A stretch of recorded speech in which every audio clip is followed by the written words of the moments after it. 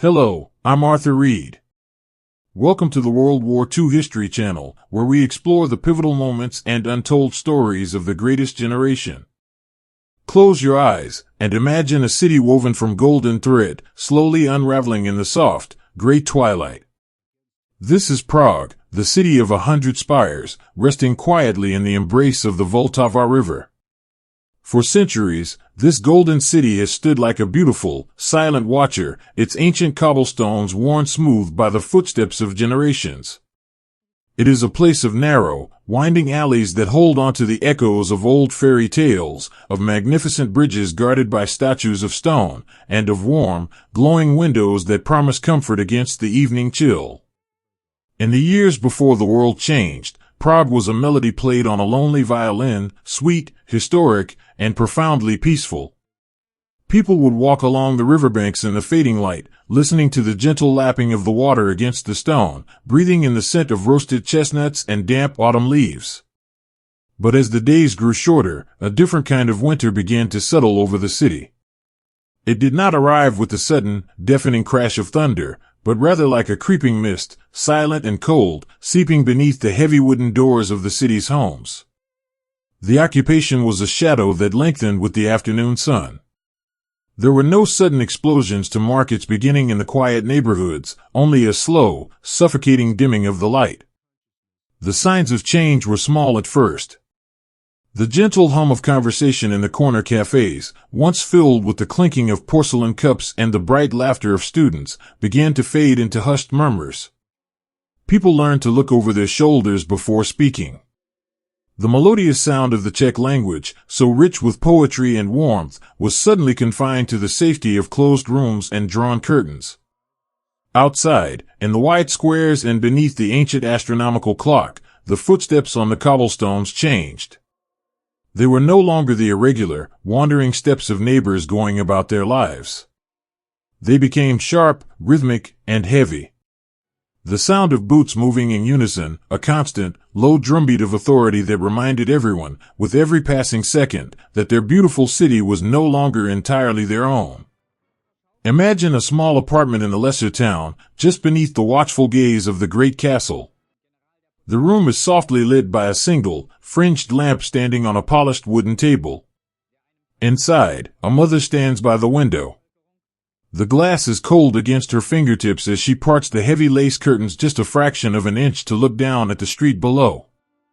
The streetlights cast long, distorted shadows across the pavement. She watches a patrol walk past, their dark uniforms absorbing the meager light. She holds her breath until the sound of their boots fades into the distance, turning the corner and disappearing into the night. She lets the curtain fall back into place, sealing the world outside. The silence in her apartment is heavy, almost fragile.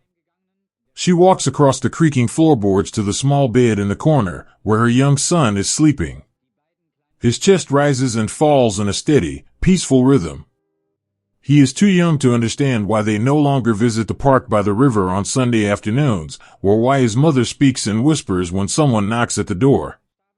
He only knows that lately, when she tucks him into bed, she holds him a little tighter, her embrace lingering just a moment longer than before. She reaches out, her hand gently brushing a stray lock of hair from his forehead. In that quiet, terrifying darkness, her love for him feels like an ache. It is a profound, quiet sorrow, the realization that she cannot protect him from the world that is reshaping itself outside their walls. All she can do is pull the heavy quilt up to his chin, ensuring he stays warm, offering him the illusion of safety in a world that has lost its moorings. Across the city, in a dimly lit study lined with dusty, leather-bound books, an older man sits at a heavy oak desk. The soft scratching of a fountain pen against thick paper is the only sound in the room. He is writing a letter to his daughter, who had traveled to England just before the borders closed. The ink flows smoothly, dark blue against the cream-colored page, but his mind is a labyrinth of hesitation. He writes about the weather, about how the cold has arrived early this year, and about the small stray cat that has taken to sleeping on his windowsill. These are simple, innocent words. But beneath them, hidden in the spaces between the lines, is everything he cannot say. He cannot tell her about the empty shelves in the bakery where they used to buy sweet pastries on Saturday mornings. He cannot write about the sudden, unexplained absence of his colleague from the university, whose office door now remains locked and dark.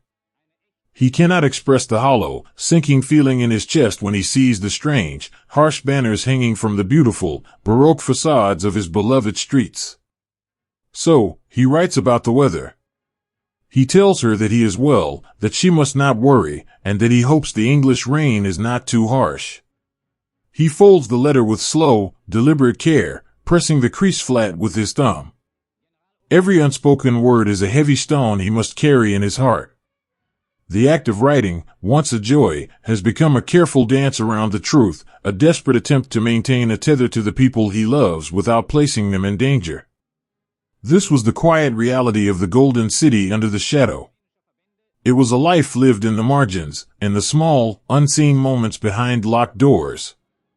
Fear was not a sudden, sharp panic. It was a slow, steady ache, a constant companion that sat beside them at the dinner table and lay awake with them in the deep, silent hours of the night. It was the feeling of holding your breath, waiting for a storm to pass, only to realize the clouds are not moving. Yet, within this encroaching darkness, there was also a quiet, fragile beauty. When the heavy boots marched past and the streets were empty, the true soul of Prague retreated into the hearts of its people. Resilience did not look like grand gestures or loud declarations. It looked like a neighbor slipping an extra potato into a friend's woven basket at the market, offering a fleeting, understanding smile that spoke volumes without a single sound. It looked like an old woman quietly humming a forbidden folk song while she swept the stoop of her building, the melody a tiny, invisible thread connecting her to a history that no decree could erase. It was the quiet courage of everyday people who refused to let their humanity be entirely extinguished. In the evenings, families would gather around their radios, keeping the volume turned down so low they had to press their ears almost to the fabric speaker. They listened through the static, through the crackle of distance and interference, searching for a voice from the outside world, a whisper of hope in the dark. They found comfort in the smallest routines, the careful pouring of warm, weak tea, the repairing of a worn-out coat, the reading of old, familiar books by candlelight.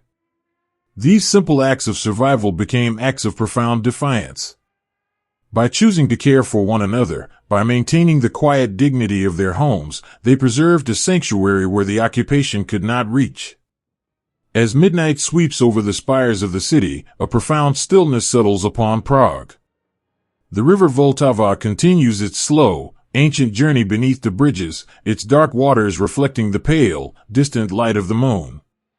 The water does not care about the flags that fly above it or the uniforms that walk its banks. It simply flows, eternal and patient, carrying the quiet tears of the city out toward the sea. Beneath the rooftops, the people sleep. They dream of the days before the shadows came, of bright summer afternoons and music playing in the town squares.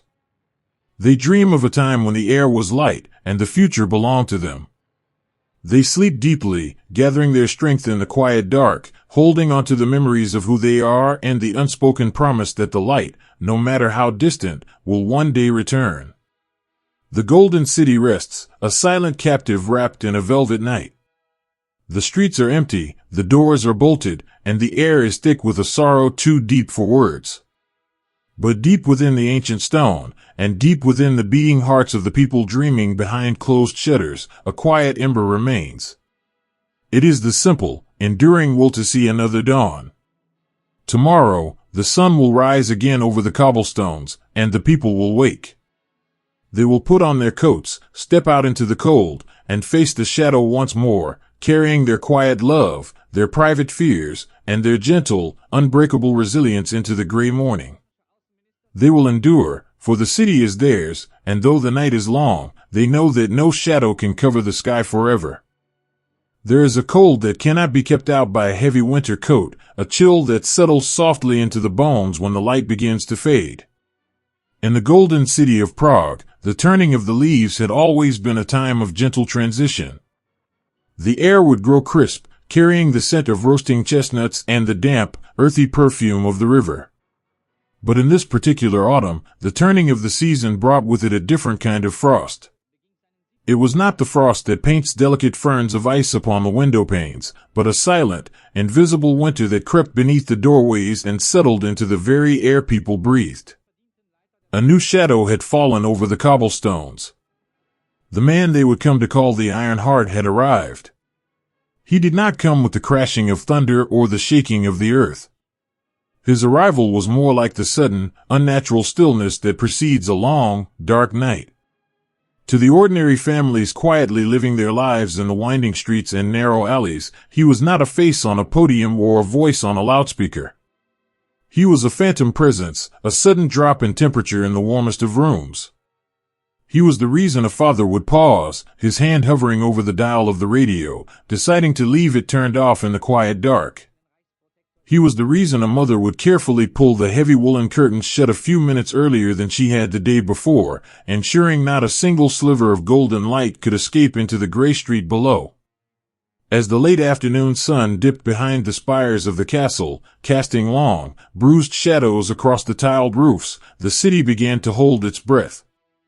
The evening curfew was approaching. In the days before the shadow, twilight had been a time of slow, easy wandering. Neighbors would linger on their stoops, sharing stories of the day, their laughter floating up to the balconies where flowers bloomed in terracotta pots. Now, the approach of evening brought a frantic, quiet urgency. Picture the streets as the light begins to fail. The footsteps on the ancient cobblestones are no longer leisurely, they are hurried, rhythmic, driven by an unspoken anxiety to reach the sanctuary of home. You can hear the soft, rapid clicking of leather heels, the quickened breath of a young woman pulling her scarf tightly around her neck, her eyes fixed on the pavement ahead. She does not look up at the beautiful, statuesque buildings she has known her whole life. She only looks forward, toward the heavy wooden door of her apartment building. Listen to the sounds of the city locking itself away. It is a symphony of quiet enclosures. The turning of heavy iron keys and oiled locks. The sliding of brass deadbolts. The soft, heavy thud of timber doors closing against the world outside. Within minutes, the bustling, vibrant heart of the city slows to a faint, terrified flutter. The streets, bathed in the amber glow of the scattered street lamps, stand completely empty. The silence that follows is not the peaceful quiet of a sleeping village. It is a heavy, unnatural silence, a silence that presses against the glass of the windows. It is the unnerving quiet of a bird that has stopped singing because it knows the hawk is circling above. Inside the homes, behind the drawn curtains and locked doors, the world shrinks to the size of a single room. In a small kitchen on the second floor of an old building, a family gathers around a worn wooden table. The room is dimly lit by a single candle and the faint, glowing embers of the stove. The mother ladles a simple, thin soup into porcelain bowls. The clinking of the metal spoon against the ceramic is the loudest sound in the room. There is no lively chatter about the events of the day, no children playfully arguing over the last piece of bread. They eat in a quiet, measured rhythm. The fear brought by the man with the iron heart sits at the table with them, an uninvited guest taking up the empty chair in the corner. It is a fear that does not scream or panic, it simply watches, its presence an unspoken weight upon their shoulders. The father looks up from his bowl and meets his wife's eyes. In that brief, silent exchange, an entire universe of emotion is shared. He sees her exhaustion, the delicate lines of worry etched around her kind eyes. She sees his quiet helplessness, the deep, abiding sorrow of a man who can no longer promise his family that tomorrow will be entirely safe. But in that same glance, beneath the fear and the sorrow, there is a profound, unbreakable bond. He reaches across the roughwood of the table and rests his hand gently over hers. Her fingers turn, intertwining with his. It is a small, silent promise made in the flickering candlelight. They are here. They are together. And in this small room, surrounded by the terrifying unknown, their love for one another is the only fortress they have left. In another apartment, just down the street, an old grandfather sits in a winged armchair, a thick woolen blanket draped over his knees. The room is cold, the rationing of coal leaving the air with a persistent, damp chill. At his feet sits his young granddaughter, her knees pulled up to her chest, her dark eyes wide and reflective in the dim light. Outside, from the empty street below, comes the sudden, rhythmic sound of heavy boots marching in unison on the cobblestones. The sound is sharp, metallic, echoing against the stone walls of the alleyway. It is the sound of the Iron Heart's presence, patrolling the quiet night. The little girl flinches, her shoulders tensing, a small gasp catching in her throat. She instinctively presses herself closer to her grandfather's legs. The old man does not look toward the window. He knows what is out there, and he knows that to look is to let the shadow inside. Instead, he reaches into the deep pocket of his cardigan and pulls out a small block of soft linden wood and a worn pocket knife. With slow, practiced movements, he begins to carve. The soft, rhythmic scraping of the steel blade against the wood is a gentle, soothing countermelody to the harsh marching outside. Shaving by delicate shaving, the wood falls away, curling like tiny golden ribbons onto the carpet. "Did I ever tell you," he whispers, his voice as soft and comforting as a warm hearth, "about the water sprite who lives beneath the Charles Bridge?" The little girl looks up, her attention drawn away from the terrifying sounds of the street and into the warm, wrinkled landscape of her grandfather's face. She shakes her head slowly. "Oh," he smiles, a gentle, tired smile that reaches his eyes. He is a very old sprite. He wears a coat made of green river moss, and his pockets are always filled with smooth, wet pebbles. He continues to carve, the shape of a small wooden bird slowly emerging from the block of wood. His voice weaves a spell of safety around them, a magical barrier that the heavy boots cannot cross. He speaks of ancient legends, of brave knights sleeping within the mountains, of the gentle magic that has always belonged to their land. For a few precious moments, the man with the iron heart does not exist. There is only the soft scraping of the knife, the smell of fresh linden wood, and the comforting rumble of a grandfather's voice keeping the darkness at bay. This is their quiet rebellion. This is the everyday heroism of preserving a child's imagination when the world demands nothing but fear. Across the city, in the deep hours of the night, when even the moon seems to hide behind a veil of gray clouds, the true resilience of the Golden City reveals itself in the smallest, most invisible ways. It is found in the letters written by candlelight, not letters of grand resistance, but simple, desperate letters of love.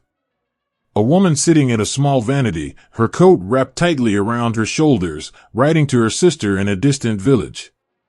She writes of the cold, she writes of the scarcity of flour, but she ends the letter with words of quiet endurance.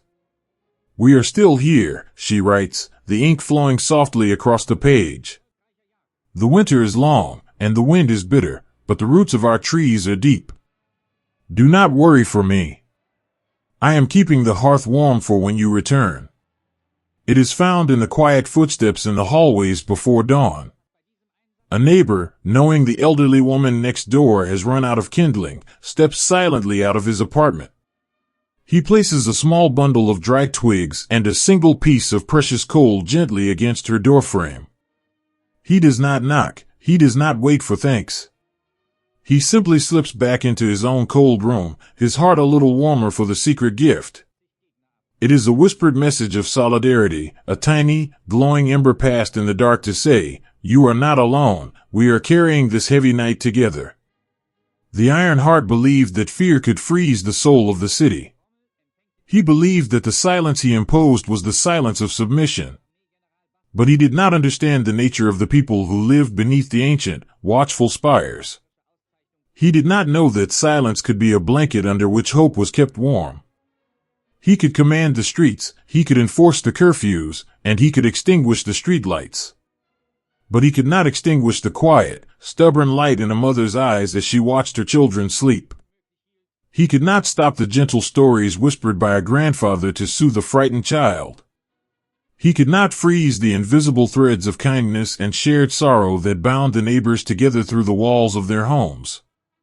As the long, terrifying night stretches toward a gray, uncertain dawn. The golden city lies still. The river flows silently beneath the arches of the stone bridges. The cobblestones are cold, empty, and waiting. The presence of the shadow is heavy, and suffocating blanket drawn tight over the beautiful, winding streets. But listen closely. Beneath the silence, beneath the frost and the fear, there is a rhythm. It is not the rhythm of marching boots or harsh commands. It is the soft, steady rhythm of thousands of human hearts, beating together in the dark. Beating with quiet resilience. Beating with a sorrowful, profound love for their homes, for their families, and for the gentle, golden light they know still exists, hidden safely away behind the drawn curtains, waiting patiently for the long winter to finally end. Sleep now, let the quiet night wrap around you, and know that even in the deepest, coldest shadows, the human heart remains a warm and untamed thing. There is a particular kind of sorrow that only falls with the rain, washing over a heart that is an ocean away from home. Imagine a landscape painted in endless, sweeping strokes of green and gray. This is the English countryside, a place of ancient, sprawling oaks, quiet winding lanes, and a sky that seems to perpetually weep a soft, silver mist. It is a beautiful, peaceful place, where the sheep graze calmly on the rolling hills and the hedgerows are thick with damp leaves. But to the young men who have washed up on these shores, this gentle, green island is a gilded cage of safety. It is a world away from the winding cobblestone alleys of Prague, far from the dark pine forests of Moravia, and entirely separated from the people they love most in the world. These are the exiled sons of a captive nation. They are young, so very young, wearing uniforms made of rough, heavy khaki wool that constantly smells of damp earth and brass polish. During the daylight hours, they train. They march through the muddy fields, their boots sinking into the soft English soil. They learn the quiet, invisible arts of moving without a sound, of slipping like shadows through the wet bracken, and of surviving in the unforgiving wild. But as they walk through the wet heather, their minds are tethered to another place entirely. They step on English grass, but in the quiet theater of their hearts, they are walking along the banks of the Vltava River. They are feeling the sun warm the ancient stones of the Charles Bridge. When evening falls, the training stops, and the deep, profound quiet of the countryside settles in. The sky bruises into a deep twilight, and the persistent, gentle drizzle begins to patter softly against the tin roofs of their wooden huts. Inside these long, curved barracks, the air is thick with the warmth of a small, cast-iron stove glowing orange in the center of the room. The fire pops and crackles, a tiny, comforting heartbeat in the vast, damp darkness. Listen to the sounds of this temporary sanctuary. It is a symphony of quiet, intimate moments. The soft, rhythmic brushing of a boot being polished, the slow, methodical circles drawing a deep shine from the black leather. The gentle clinking of a tin mug being set down on a wooden crate. The sudden, brief scratch of a match flaring to life, casting a warm, golden illumination over a tired, youthful face before settling into the steady, red ember of a cigarette. There is very little talking here in the evenings. When you share the exact same profound homesickness, words often feel too clumsy, too heavy to carry the delicate weight of the longing inside. Instead, the men communicate in a language of quiet presence. They are an island of brothers, floating on a sea of English mist, bound together not just by the uniforms they wear or the duty they share, but by a collective, invisible wound. In the dim, flickering lantern light, a young soldier sits on the edge of his narrow, neatly made cot. Let us just call him a son, for in this moment, that is all he truly is. He reaches into the breast pocket of his tunic, resting directly over his heart, and gently withdraws a small, folded piece of paper. It is a letter from his mother, smuggled out of the occupied homeland months ago. The paper is incredibly soft, the sharp edges worn smooth like old fabric from being unfolded and refolded 1,000 times in the dark. He holds it as if it were made of spun glass. The ink is faded, the blue script blurred in one corner by a stray drop of rain, or perhaps by a tear shed in the absolute quiet of a sleepless night. He knows the words by heart, yet he reads them again, letting his eyes trace the familiar loops and curves of his mother's handwriting. She writes of simple, everyday things. She tells him that the linden tree in the courtyard has finally bloomed, filling the air with its sweet scent. She tells him she has mended his old winter coat, just in case he needs it when he returns. She does not write about the curfews. She does not write about the fear, or the shadows marching in the streets, or the man with the iron heart. She writes only of love, constructing a fragile fortress of normalcy with her words to protect her boy across the sea. As he reads, the damp English walls fade away. For just a fleeting, beautiful moment, he can smell the baking bread in her kitchen. He can hear the gentle, melodic hum of her voice as she sweeps the floor. He closes his eyes, pressing the faded letter to his cheek, breathing in the faint, almost imperceptible scent of home that still clings to the paper. It is a moment of pure, devastating love, a quiet heroism of the heart that refuses to let distance sever the invisible threads that bind a family together. A few cots away, another young man sits by a fogged-up window, staring out into the invisible, rainy night. He holds a small, black-and-white photograph in the palm of his hand. It is a picture of a young woman with a bright, carefree smile, her hair blowing in a summer wind from a time before the world fractured. He traces the delicate outline of her face with a rough, calloused thumb. His touch is so incredibly gentle, so deeply tender, as if he is afraid that pressing too hard might cause the memory to shatter. He wonders where she is tonight. He wonders if she is looking up at the same moon, hidden behind the heavy clouds, sending her thoughts out into the dark to find him. The quiet agony of exile is not the physical hardship. It is the crushing weight of safety. It is sitting in a warm room, drinking sweet tea, knowing that the people you love more than your own life are walking through a nightmare you cannot wake them from. It is the helplessness of empty hands. But within this helplessness, there is a profound, gentle camaraderie. When the man by the window stares too long into the dark, lost in a memory that is slowly pulling him under, he does not drown alone. A friend steps out of the shadows. No words are spoken. The friend simply sits down on the wooden crate beside him, offering a gentle, firm presence. A hand is placed softly on a shoulder, a silent anchor in the storm. A tin mug of warm tea is pressed into trembling fingers. It is a quiet, profound act of grace. It is the everyday heroism of brotherhood, the gentle art of whispering through actions, "I am here. I understand." You do not have to carry this heavy night all by yourself. From the far corner of the long hut, a sound begins to weave through the damp air. It is the soft, sorrowful melody of a harmonica, played so quietly it sounds like a secret being confessed to the room. The tune is an old Bohemian folk song, a song about deep valleys, winding rivers, and the enduring beauty of the homeland. The music rises and falls like a gentle tide, washing over the silent men. It does not erase the ache in their chests, but it gathers their individual sorrows into a shared embrace. The melody is a bridge built of sound, stretching across the dark, churning waters of the English Channel, reaching all the way to the Golden City. As the night deepens, the fire in the stove burns down to a soft, pulsing bed of ruby coals. The lanterns are turned down, casting the room into a peaceful, velvet darkness. The men slip beneath their heavy woolen blankets, pulling them up to their chins to ward off the chill that seeps through the wooden floorboards. The rhythmic, soothing sound of the rain becomes a lullaby, pattering endlessly against the roof, a gentle shushing sound that coaxes their exhausted minds toward rest.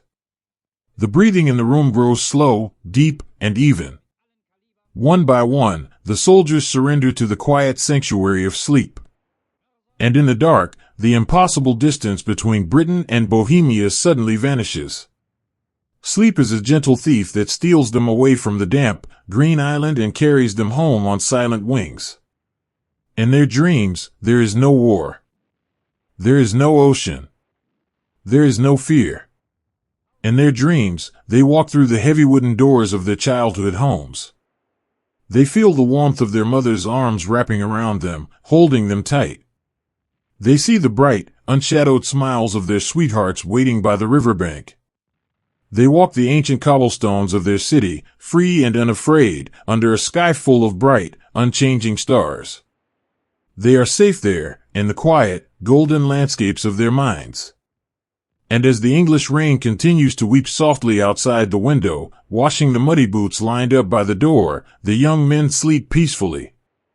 They gather their strength in the dreaming dark, their hearts beating in a steady, hopeful rhythm, keeping the memory of their homes perfectly alive, waiting for the dawn, waiting for the day they will finally cross the water and bring the light back to the city they love. Sometimes, the heaviest burdens are not placed upon our shoulders with a shout, but handed to us in a gentle whisper. Imagine a quiet room in a grand, old brick building, hidden somewhere in the sprawling labyrinth of London. The walls are paneled in dark, polished oak, and the air smells faintly of beeswax, old paper, and pipe tobacco. It is a room where time seems to move just a little bit slower. A pale shaft of afternoon sunlight filters through a tall, narrow window, illuminating thousands of tiny dust motes that dance and drift in the quiet air. In the corner, a tall wooden clock gently ticks, a soft, rhythmic heartbeat marking the slow passage of an ordinary afternoon. Sitting in two leather chairs before a heavy wooden desk are two young men. Let us sit beside them in the quiet for a moment. Their names are Jan and Jozef. If you were to pass them on the street, you might not look twice. They are not carved from marble, nor are they the invulnerable heroes found in ancient, leather-bound books. They are wonderfully, beautifully ordinary. They are flesh and blood, woven from the same hopes, dreams, and quiet fears as anyone else. Jan has a face that easily remembers how to smile, carrying a gentle warmth that draws people toward him. Jozef has a quieter strength, a steadfast, grounded presence that feels like a heavy, comforting blanket on a cold night. They are far from their homes, far from the winding streets of Prague and the deep, silent forests of their youth. But in this strange, rainy exile, they have found a home in each other. They are bound by a friendship so deep and so quiet that it rarely requires words. It is the kind of friendship where you know exactly how the other takes his tea, or the exact way he folds his collar against the wind. It is a bond forged in shared sorrow and shared memories, a silent promise that no matter how dark the world becomes, they will not have to face it alone. Across the desk, an older man speaks in a low, measured voice. He is tracing a line on a map spread across the polished wood, a map of the beautiful, golden city they left behind. He speaks of a mission. He speaks of returning home, not as returning sons coming to rest, but as ghosts slipping into the shadows. He speaks of the man with the iron heart, the shadow that has suffocated their beloved city. And then, the room grows incredibly still. The older man gently folds his hands together, looking at the two young friends. He tells them, with a heavy, sorrowful honesty, that this is a journey from which they are unlikely to return. It is a one-way ticket into the absolute dark. Listen to the silence that fills the room after those words are spoken. It is not an empty silence. It is a heavy, fragile thing, thick with the weight of unlived tomorrows. The grandfather clock in the corner continues its steady, uncaring rhythm. Tick. Tock. Every second is a precious jewel, suddenly illuminated by the realization that there are only so many left. How does the human heart process the end of its own story? There is no sudden panic in the room, no dramatic gasps or shaking hands. Instead, a profound, oceanic stillness settles over Jan and Jozef. It is the quiet awe of standing on the edge of a vast, uncrossable sea. They look down at their hands. They look at the map of their home. And then, slowly, they turn their heads and look at each other. In that single, shared glance, an entire lifetime is spoken. There is a tremor of private fear, the natural, deeply human sadness of saying goodbye to the autumn leaves, to the taste of fresh bread, to the dream of one day holding a child of their own. But beneath that gentle sorrow is a quiet, unbreakable resolve. Jan looks into Jozef's eyes and sees his own reflection. Jozef looks at Jan and sees the absolute trust of a brother. The silent conversation passes between them in the space of a heartbeat. Are you afraid? Yes. Will you go? Yes. I will go if you are by my side. They turn back to the man across the desk. They do not give a grand, echoing speech. They simply nod. A quiet, gentle nod.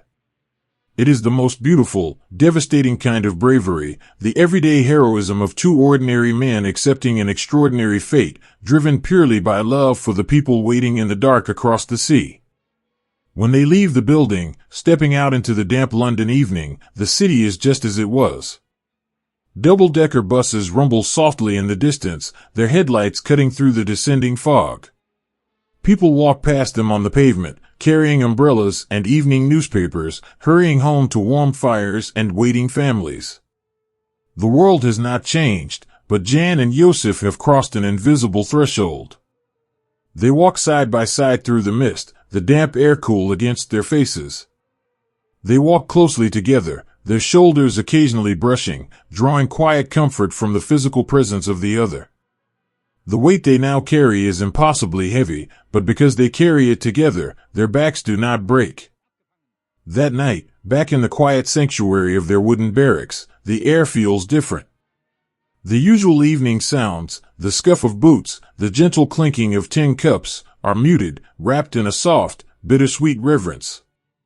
They begin the slow, careful process of putting their small lives into order. Imagine watching Jan sitting on the edge of his bed, a small wooden box resting on his knees. The yellow light of a kerosene lamp casts a warm, golden glow across his face. He is sorting through the few worldly possessions he has left.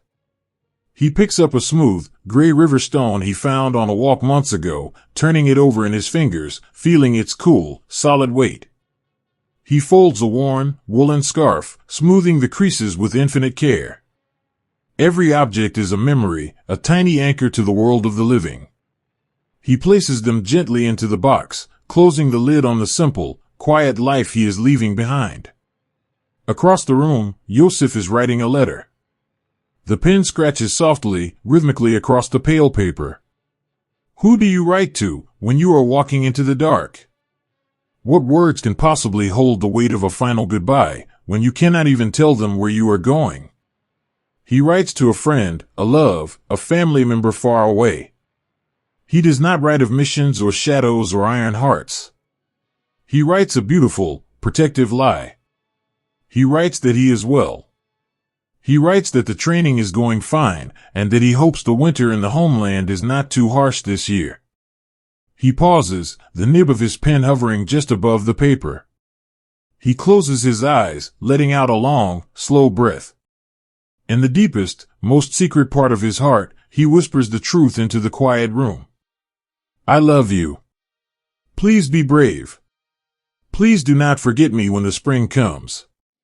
He opens his eyes, signs his name with a steady hand, and gently folds the paper. He seals the envelope, pressing the edges flat. It is a final gift of peace, a gentle embrace sent across the miles, meant to comfort those left behind when the silence finally falls. As the midnight hour approaches, the rest of the barracks has drifted into sleep. But Jan and Jozef remain awake, sitting by the small, cast-iron stove in the center of the room. The fire has burned down to a mound of glowing ruby embers, radiating a soft, gentle warmth into the chilly air. They sit on two wooden crates, staring into the fading light of the coals. Between them rests a single tin cup of warm, dark tea. Jan picks it up, takes a slow, quiet sip, and passes it to Jozef. Jozef takes the cup, his fingers brushing against Jan's, and drinks. It is a simple, holy communion. A quiet sharing of warmth in the face of the encroaching cold. There is a profound, mysterious peace that comes after a terrible choice has been made. The agonizing days of waiting, of wondering what part they would play in the story of their captive home, are over. The path ahead is terrifying, shrouded in deep snow and unimaginable danger, but it is finally clear. They no longer have to wander. They know their purpose. They sit in the quiet, listening to the soft breathing of the sleeping men around them and the gentle tapping of a light rain against the window pane. Jozef leans forward, resting his elbows on his knees, his hands clasped together. Jan leans back, pulling his thick woolen sweater a little tighter around his shoulders. They do not need to speak of the parachute drop, or the freezing wind, or the shadow waiting for them in Prague. Tonight is just for this. Tonight is for the warmth of the fire, the taste of the tea, and the deep, anchoring presence of a best friend. It will be cold, Jan whispers softly, a gentle observation floating in the quiet air. Jozef watches a tiny spark detach from the embers and float upwards before vanishing into the dark. He turns his head, offering Jan a slow, incredibly gentle smile. "We will wear heavy coats," Jozef replies, his voice a soothing, deep murmur. "And we will be together." Jan nods, a quiet sigh of relief escaping his lips. Together. That single word is a fortress. It is the armor they will wear against the dark. They have heard the whisper of destiny, calling them from across the sea, asking them to give everything they have for a city they might never see in the sunlight again. And they have answered it, not with weapons raised, but with a quiet, unbreakable love. The embers in the stove slowly begin to fade, turning from ruby red to a soft, ashen gray. The room grows cooler, wrapped in the protective velvet of the deep night. Jan and Jozef finally stand, their shadows stretching long across the wooden floorboards. They walk to their beds, pulling the heavy, scratchy wool blankets up over their shoulders. They close their eyes, their breathing slowing, matching the peaceful rhythm of the rain. They sleep not as soldiers, but as two ordinary, beautiful human beings, resting peacefully in the final, quiet moments before they step off the edge of the world, carried on silent wings toward home. There is a profound, breathtaking peace in stepping out of the known world and falling gently into the dark. Imagine the sky on a deep winter night, so high and vast that it swallows all sound and light, leaving only an endless expanse of velvet black. High above the sleeping earth, inside the freezing, vibrating belly of an airplane, the air is unimaginably cold. It is a biting, restless chill that seeps through thick layers of wool and leather, finding its way to the skin. But for the two young men sitting across from each other in the dim, pulsing shadows, the cold is the least of their concerns. Jan and Jozef sit in silence. They are wrapped in heavy coats, their bodies weighted down by the thick, restrictive harnesses of their parachutes and the small, heavy packs of supplies that must sustain them in the days to come. The drone of the engines outside is a constant, deafening roar, a mechanical lullaby that has carried them across the sea, away from the safe, rainy shores of England and back toward the heart of their captive homeland. Look at their faces in the faint, trembling light. Their eyes are wide, reflecting a storm of quiet, private thoughts. What does a man think about in the final hour before he drops from the sky into a land where he is hunted? He does not think of grand strategies or the sweep of history. He thinks of very small, incredibly precious things. Jan closes his eyes and tries to remember the exact smell of the pine forests near his childhood home after a fresh rain. Jozef rubs his gloved thumb over a worn seam on his jacket, a seam mended by a gentle hand he may never hold again. They think of the letters they left behind on their narrow cots, the unspoken goodbyes lingering like a soft mist in a room far, far away. They are returning home, but it is not the homecoming they once dreamed of. There will be no warm hearth waiting for them, no mother rushing to the door to embrace her lost boys, no joyful tears or plates of warm food set upon a wooden table. They are returning as ghosts, sliding in through the roof of the night, carrying a terrifying burden they must keep hidden from everyone they love. Suddenly, the tone of the engine shifts. A soft, glowing light blinks into life above the heavy metal hatch in the floor. It is time. The hatch is pulled away, and instantly, the furious, freezing breath of the winter sky rushes up to greet them. The wind howls, a wild, untamed thing, pulling at their clothes, stealing the warmth from their lungs. They move to the edge of the open floor, looking down into the absolute abyss. Beneath them, shrouded in darkness and a thick, swirling snowstorm, lies Bohemia. Their home. It is a sea of blackness, offering no lights, no guiding stars, no welcoming embrace. Jan and Jozef look at each other one last time in the vibrating belly of the machine. It is a look that strips away the noise, the wind, and the fear. It is a silent reaffirmation of the promise they made by the glowing stove in their barracks. I am with you. We go together. With a deep breath that fills his lungs with the freezing air, the first man steps forward and falls into the void. A moment later, his brother follows. The shock of the wind is violent and immediate, tossing them into the dark, churning ocean of the night sky. For a few terrifying seconds, there is nothing but the deafening roar of the air rushing past their ears, the blinding sting of snowflakes hitting their faces like tiny, frozen needles. They are entirely surrendered to the mercy of the wind, falling helplessly through the bitter cold. And then, a sudden, powerful pull. A jolt that shakes them to the bone, followed instantly by the blossoming of a massive, dark silk canopy above them. The moment the parachute opens, the world entirely transforms. The terrifying roar of the wind vanishes, replaced by a sudden, breathtaking silence. The distant hum of the airplane engines fades away into the dark, leaving them completely alone in the sky. Imagine hanging suspended in the winter night, drifting downward on a pendulum of fragile silk. The snow is falling heavily all around them, large, thick flakes that dance and swirl in the dark like a million tiny, white stars. It is so incredibly quiet. The only sound is the gentle, rhythmic creaking of the harness ropes and the soft, ragged sound of their own breathing. In this slow, floating descent, suspended between the heavens and the earth, there is a strange, profound moment of peace. The anxiety of the airplane is gone. The danger of the ground has not yet arrived. They are just two souls floating in the quiet dark, embraced by the falling snow. For a few precious minutes, the world is perfectly still. Jan looks out across the invisible landscape below. He knows his homeland is down there, buried under the ice and the snow. He stretches out a gloved hand, catching a snowflake on his palm, watching it melt into a tiny drop of dark water. He is breathing the air of his home. It is freezing, sharp, and tastes like pine and wood smoke. Even in the dark, even in the cold, it is the sweetest air he has ever breathed.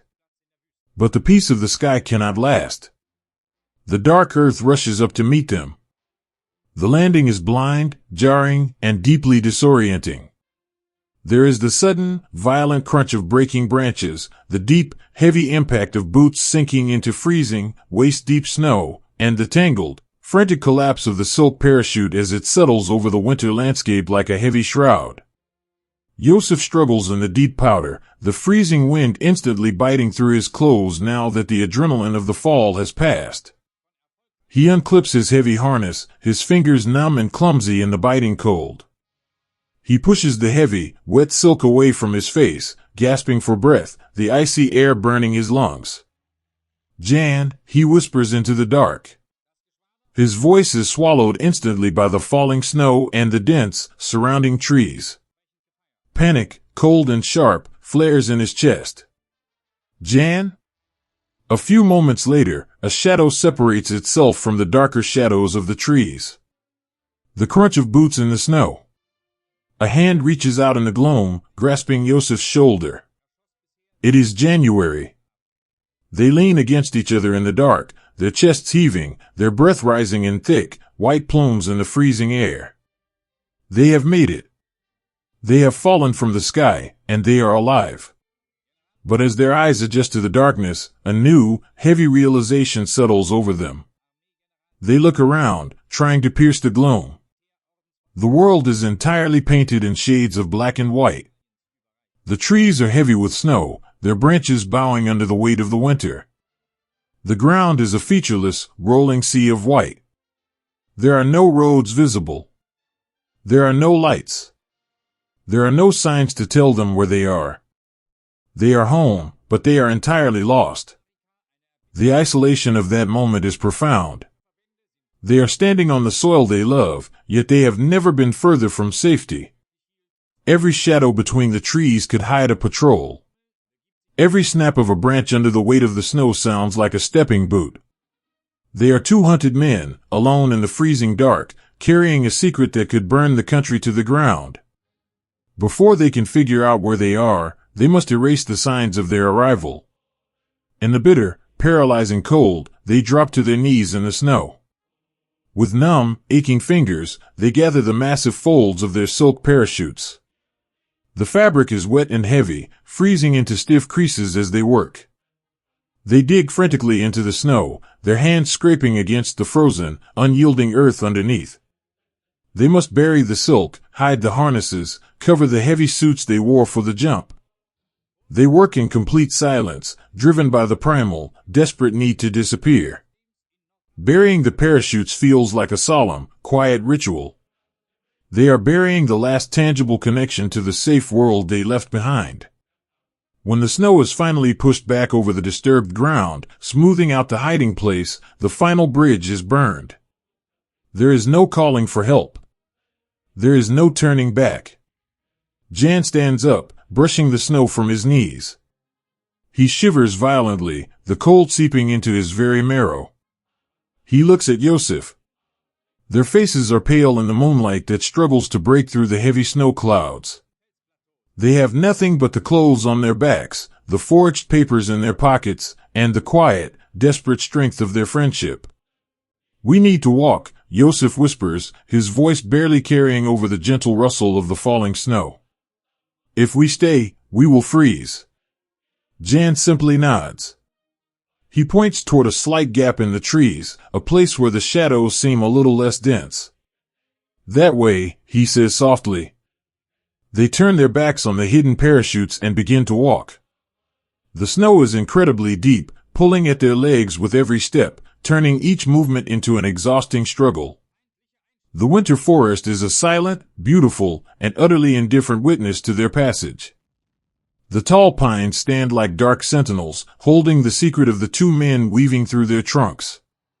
As they walk, putting distance between themselves and the place where they fell from the sky, the true weight of their reality walks beside them. They are surrounded by the land they grew up in, the land they are sworn to protect, yet they must fear every inhabitant of it. They cannot knock on a farmhouse door to ask for warmth. They cannot flag down a passing cart. They must move like shadows, existing only in the spaces where the light does not reach. Yet, even in the freezing, terrifying dark, there is a quiet, undeniable resilience. With every slow, agonizing step through the deep snow, they are walking closer to their purpose. They lean their shoulders into the biting wind, pulling their collars up to protect their freezing faces. When Jan stumbles on a hidden root beneath the snow, Jozef's hand is instantly there, catching his arm, pulling him back upright. They do not exchange words, the grip of the hand says everything that needs to be said. "Lean on me. Keep going. One more step." The snow continues to fall on silent wings, covering their tracks almost as soon as they make them, erasing their presence from the winter woods. They are two tiny, fragile points of warmth moving through an endless, frozen world. They carry with them the private fears of the hunted, the gentle memories of the lives they left behind, and the incredibly heavy, quiet hope of a captive city waiting in the dark. Walk with them for a moment in your mind. Feel the crunch of the frost beneath your boots. Feel the sting of the winter wind against your cheek. And know that even in the deepest, most isolating cold, the human spirit can find the strength to keep walking forward, step by step, carried by nothing more than the warmth of a shared burden and the quiet, enduring love for a home that is waiting to be found. Let the gentle falling of the snow lull you into peace, as the long winter night stretches on, holding these two brave, quiet souls in its vast, white embrace. There is a magic in the world that only reveals itself when the night is at its absolute darkest. Imagine the deep, aching exhaustion that settles into the bones after wandering through a frozen, indifferent wilderness. For Jan and Jozef, the winter forest had been a sanctuary of shadows, but it was a cold, unforgiving one. Their boots were heavy with melted snow, their coats stiff with frost, and every breath they drew was a sharp, silver ache in their chests. There were ghosts drifting through the winter, carrying a secret so heavy it threatened to pull them under the snow entirely. But a man cannot survive on shadows and cold air alone. Eventually, the ghosts must seek out the light. Picture a small, unassuming house on the edge of a quiet, sleeping street in the Golden City. The roof is blanketed in thick, white snow, and the windows are dark, their heavy lace curtains drawn tight against the world. From the outside, it looks just like any other home, silent and surrendered to the long winter night. But beneath the stone and the timber, a quiet fire is burning. When Jan and Jozef step out of the biting wind and approach the heavy wooden door, they carry their lives in their numb, trembling hands. To knock on a door in these times is to ask a terrifying question. It is to place the fragile glass of your life into the hands of another, knowing they could shatter it with a single whisper to the shadows walking outside. Listen to the sound of that knock. It is not loud. It is a gentle, desperate tapping on the wood, the sound of a heartbeat asking for shelter in the cold. Inside the house, the world pauses. A woman stands in the kitchen, her hands dusted with a meager ration of flour from baking bread. She hears the sound. She knows exactly what it might mean. The penalty for opening the door, for offering even a crumb of bread to the men in the dark, is absolute and total ruin for her and everyone she loves.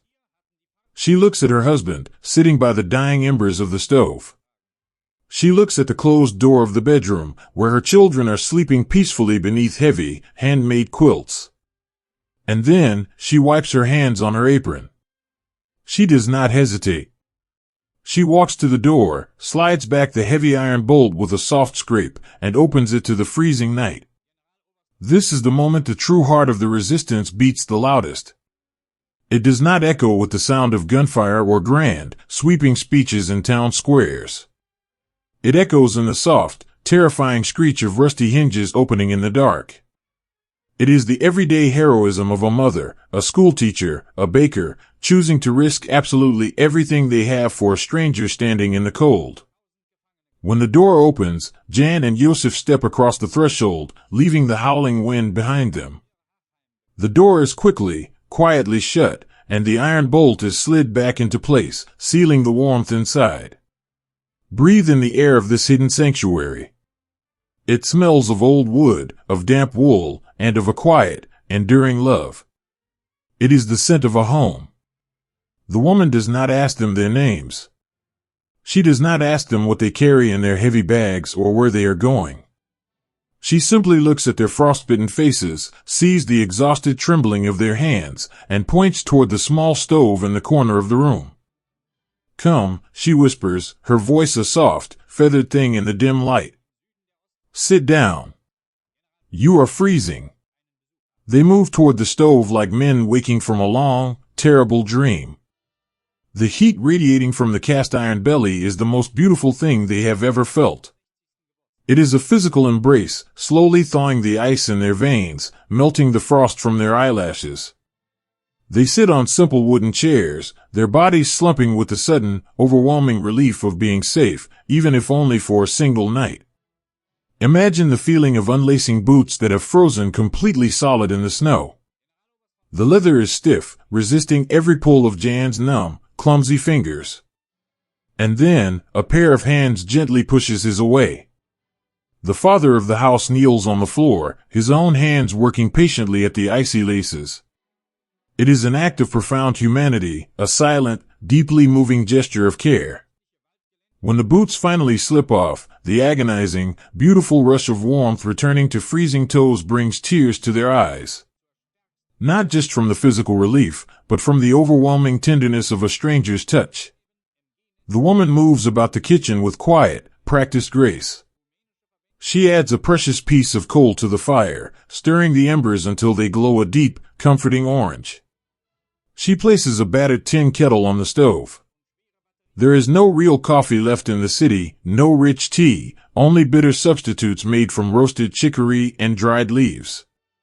But when she brings 2 steaming ceramic cups to the table, the fragrant steam rising into the cool room, it is a feast fit for kings. She places the cups gently on the scarred wooden table. Jozef wraps his large hands around the warm ceramic, letting the heat seep deeply into his palms. He looks up at the woman. Her face is lined with the quiet exhaustion of the times, her hair pulled back simply, but her eyes are incredibly kind. They are the eyes of a mother who sees 2 lost boys, far from home, and knows exactly what they need to survive the night. "Thank you," Jozef whispers, his voice thick with an emotion he cannot quite name. The woman offers a small, gentle smile. It is a secret smile, a beacon of light in a dark world. "Drink," she says softly. "Rest now." In the days and weeks that follow, this beautiful, quiet scene will repeat itself in hidden rooms across the Golden City. The men who fell from the sky will be passed from hand to hand, from hearth to hearth, carried by a silent and visible river of ordinary people. These are the unsung heroes of the shadow years. They do not wear uniforms.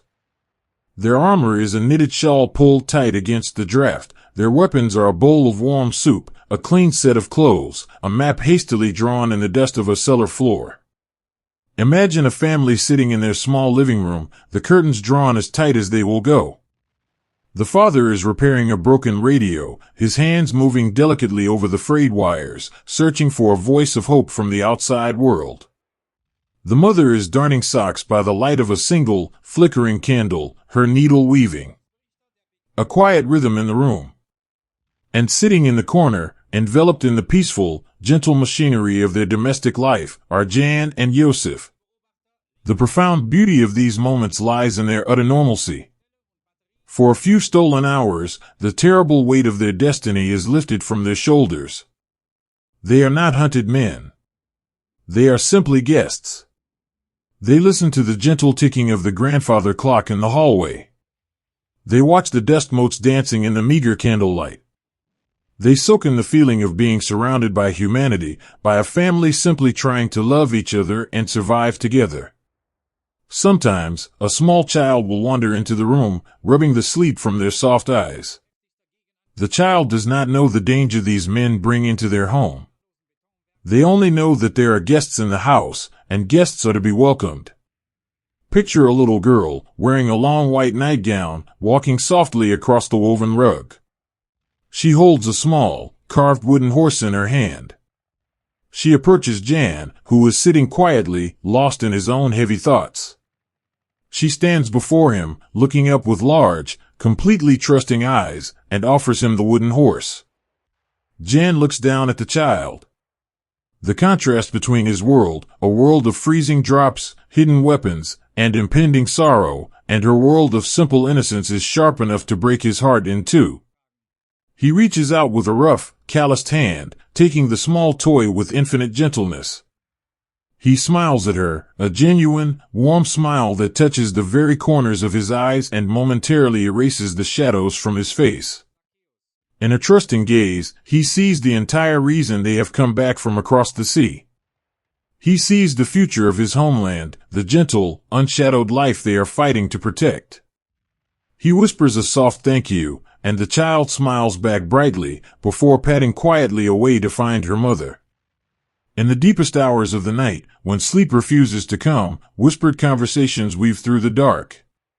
They sit by the fading stove, sharing stories of the world before the shadow fell. The mother speaks of the springtime festivals, of weaving flower crowns by the riverbank when the air was sweet and light. Jozef speaks of the deep, quiet pine forests of his youth. They do not speak of the war. They build a fragile, beautiful sanctuary of memories, preserving the soul of their homeland in the hushed, quiet spaces between their words. These small, quiet moments give the men the strength to carry on. The warmth of a hidden hearth is not just physical, it is a profound healing of the spirit. It is the realization that even under the crushing, terrifying weight of the occupation, the human capacity for love and incredible generosity remains entirely unbroken. The shadow may rule the cobblestone streets, it may patrol the bridges and the squares, but it cannot conquer the living rooms, the kitchens, and the quiet spaces where families gather in love. When night falls completely, and the city outside is silent and still, the men are led to a small, hidden room. Perhaps it is a space hollowed out behind a pantry, or a narrow cot set up in a drafty attic, insulated by old trunks and dusty memories. The bed is simple, the mattress is thin, but the sheets are impeccably clean, smelling faintly of lavender and cold, fresh air. Jan lies down, staring up at the darkened ceiling. Beneath him, he can feel the solid, reassuring architecture of the house. Around him, he can feel the invisible, protective embrace of the family sleeping nearby. He pulls the heavy wool blanket up to his chin. For the first time since leaving the safe, rainy shores of England, he allows his muscles to truly relax, sinking into the mattress. He thinks of the tired woman who opened the door. He thinks of the man untying his frozen boots, and the little girl with the wooden horse. They have asked for absolutely nothing in return. They know the terrible risk, they know the chilling shadow that walks their streets, and yet they chose to be brave. They chose to be deeply, profoundly kind. Their quiet resilience is a soft, steady heartbeat in the dark. It is a reminder that bravery does not always roar like thunder. Sometimes, it is the quiet voice at the end of a long, terrifying day whispering, "I will leave the door unlocked for you. I will keep the fire warm. Let the quiet of this hidden hearth settle over you now. Feel the comforting warmth of the stove, the gentle softness of the wool blanket, and the deep, abiding peace that comes from knowing you are not alone in the dark." The world outside may be cold, and the winter may be unimaginably long, but as long as there is a single door willing to open, a single cup of tea offered in secret, the light will never truly be extinguished. Sleep now, and let the gentle, everyday heroes of the Golden City keep watch through the quiet night. Time is a strange and heavy river when you are holding your breath, waiting for a moment that will change the world forever. Imagine a room tucked away beneath the slanted eaves of an old, quiet building. The air inside is still, holding the faint, dry scent of old timber, bound paper, and the dust of many passing years. There is a single window, but it is covered by a heavy, velvet curtain that is never fully drawn back. Only a sliver of pale, silver daylight is allowed to slip through a narrow gap, falling in a sharp, beautiful line across the worn wooden floorboards. In that solitary beam of light, thousands of tiny dust motes float and dance, suspended in a quiet, weightless ballet. For Jan and Jozef, this room is their entire world. The perilous jump from the dark winter sky is behind them, and the terrifying, definitive action of their mission still lies somewhere in the hazy future. They are caught in the agonizing, beautiful, and profoundly exhausting space in between. They are living in the quiet pause before the storm, a pause that stretches not for hours or days, but for long, breathless months. To live in hiding is to master the art of utter stillness. The adrenaline of their arrival, the sharp, instinctual need to run and survive, has slowly faded, replaced by a slow, creeping psychological endurance. Their days are no longer measured by the dramatic sweep of the sun, but by the soft, rhythmic ticking of a pocket watch resting on a small wooden table. Tick. Tock. Every second is a heavy drop of water falling into a deep, silent pool. Picture Jan sitting by the edge of that narrow beam of light, his chin resting softly in his hand. He is watching the dust motes drift. His face, once full of the easy, untroubled smiles of his youth, now carries the quiet, shadowed weight of a man who must think of everything and nothing all at once. He cannot allow his mind to wander too far into the future, for there lies a terrifying cliff edge. He cannot allow his mind to drift too far into the past, for the memories of his childhood home bring an ache that is too deep to bear. So, he forces himself to stay right here, in this quiet, dusty room, watching the light slowly move across the floorboards as the afternoon wears on. There is a profound, invisible toll to living a double life. It is an exhaustion that sinks deeper than muscle or bone. When the men do leave the safety of their hidden room, they must leave themselves behind. They step out onto the ancient, winding cobblestone streets of their beloved golden city, not as soldiers, not as heroes, but as ghosts wrapped in borrowed coats. They wear hats pulled low against the cold spring wind. They carry forged papers that bear names that are not theirs, histories they have never lived, and addresses they have never called home. Imagine the terrifying restraint it takes to walk through your own city as a stranger. Jozef walks down a bustling avenue, the bells of the passing trams ringing in the crisp air. He sees a bakery he used to visit as a boy, the sweet, familiar scent of vanilla and warm yeast drifting out the door.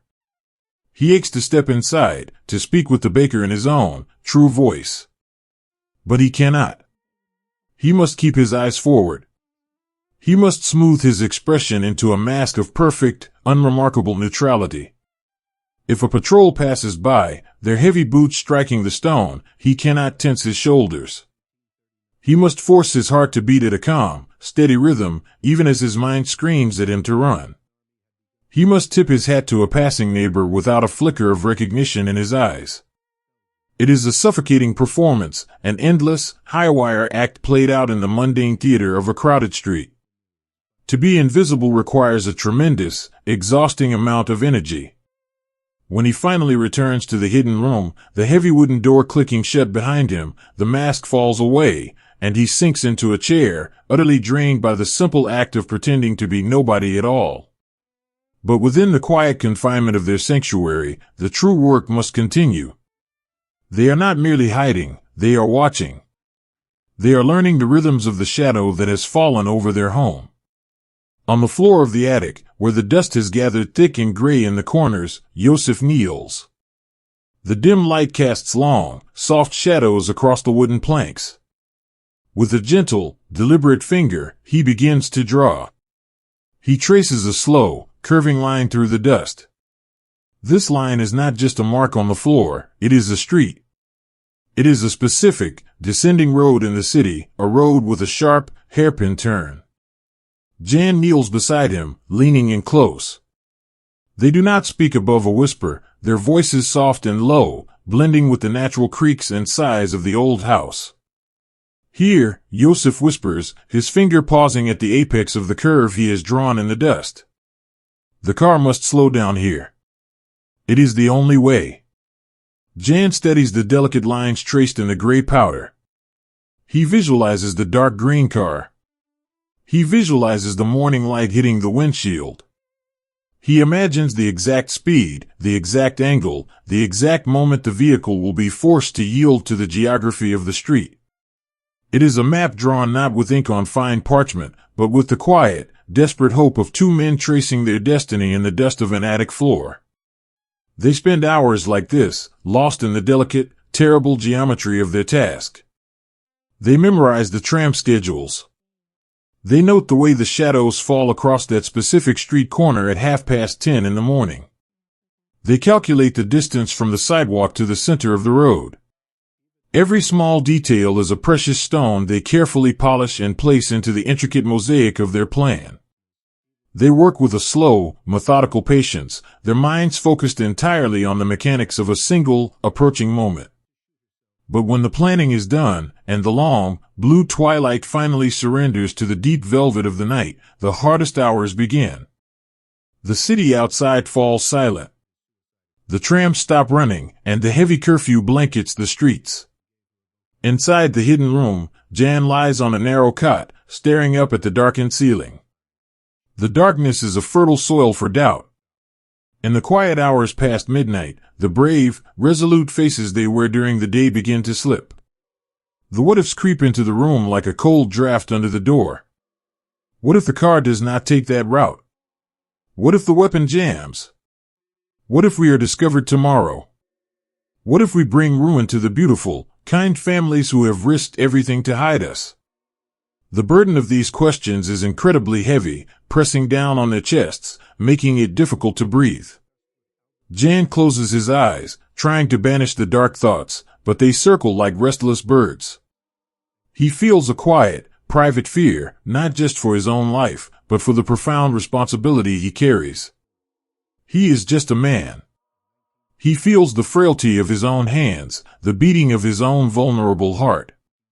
How can two ordinary men change the course of such a massive, terrifying machine?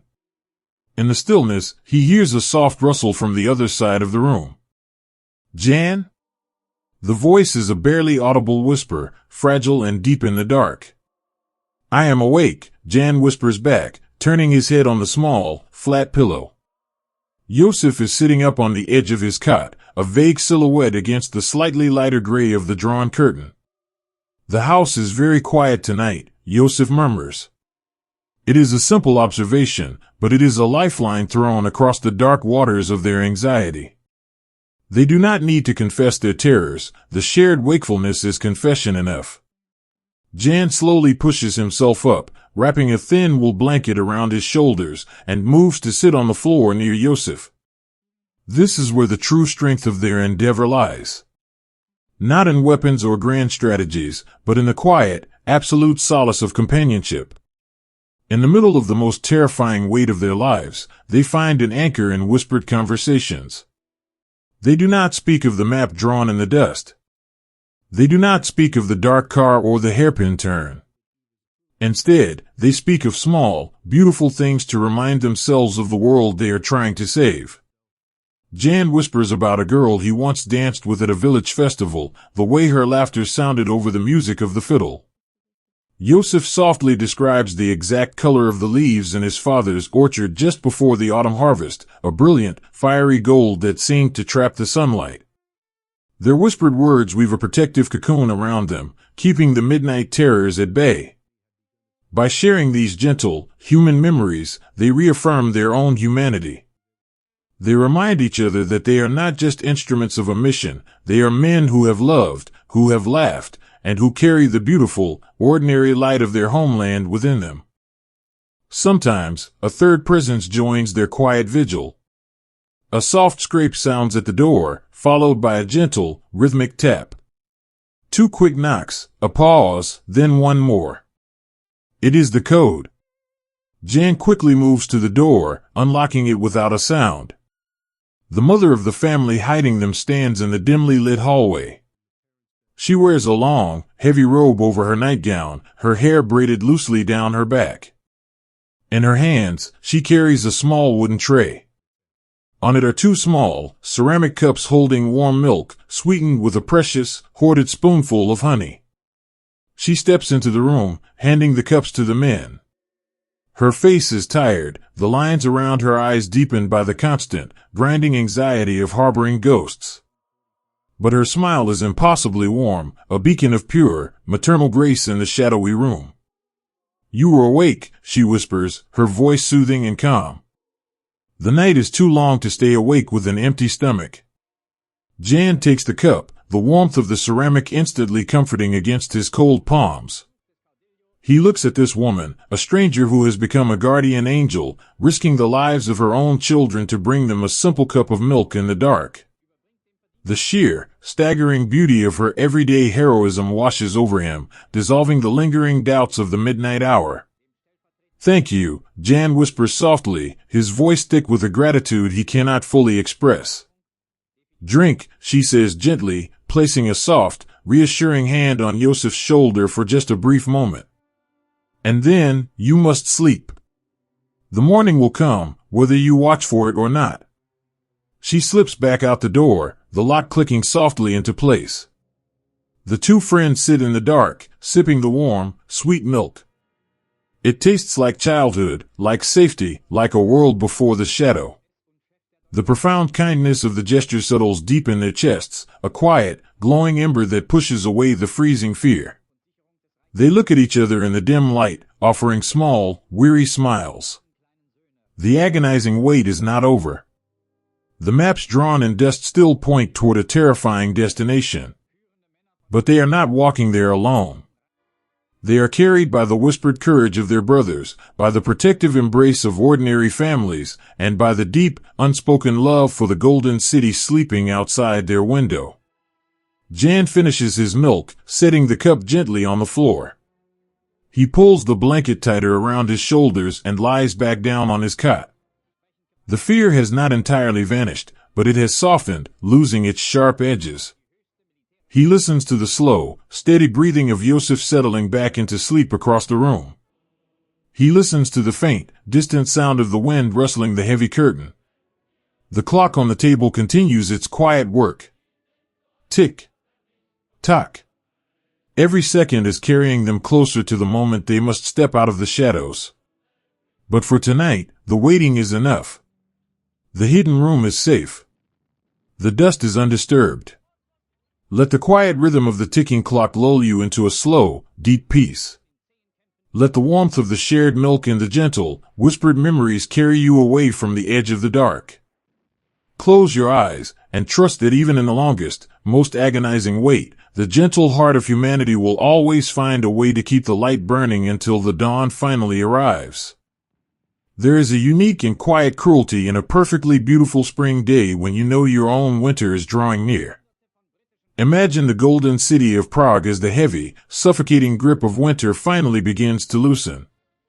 For months, the sky has been a solid, unyielding canvas of iron gray, and the ancient cobblestones have been hidden beneath a thick armor of ice and snow. But the earth, ancient and wise, always remembers how to wake up. It happens slowly, a gentle unraveling of the cold. The frost on the window panes melts into delicate, weeping droplets that trace wandering paths down the glass. The air, which for so long has been sharp enough to hurt the lungs, suddenly softens. It begins to carry the faint, sweet perfume of damp soil, wet stone, and the deeply buried roots of the chestnut trees stretching blindly toward the warmth. Listen to the changing sounds of the city. The muffled, heavy silence of the snow gives way to the musical, chaotic symphony of melting ice. Water drips continuously from the terracotta eaves, a rhythmic, tapping lullaby against the pavement. The great Vltava River, which had been choked and slowed by thick plates of ice, finally cracks.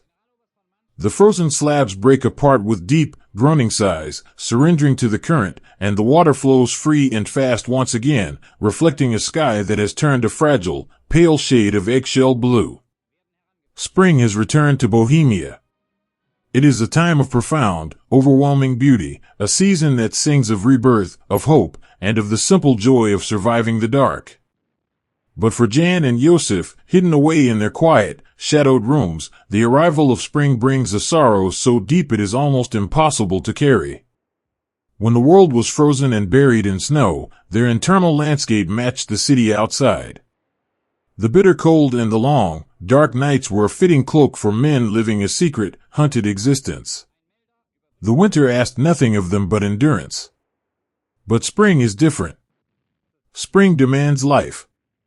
It throws open the doors and windows, it coaxes the bright, fragile blossoms from the bare branches, it insists that tomorrow will be warm and full of light. And that is the quiet tragedy resting upon their shoulders.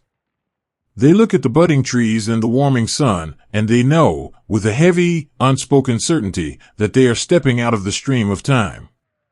They must watch the world prepare for a beautiful tomorrow, knowing they are walking toward an edge from which they will not return.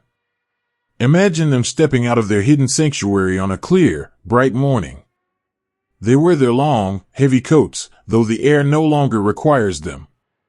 The weight of the wool feels comforting, a physical barrier between their fragile hearts and the overwhelmingly vibrant world outside. They pull their hats down, keeping their faces cast in shadow, and walk slowly toward the riverbank. The city is waking up around them. They see a mother unbuttoning the thick woolen collar of her small child's coat, letting the gentle breeze touch the child's face. The little girl laughs, a bright, chiming sound that floats over the noise of the passing trams.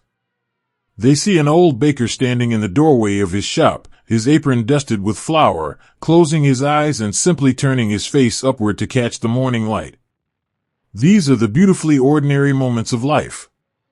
These are the small, profound reasons they have crossed an ocean in the dark, to ensure that children can laugh in the spring and old men can feel the sun in peace.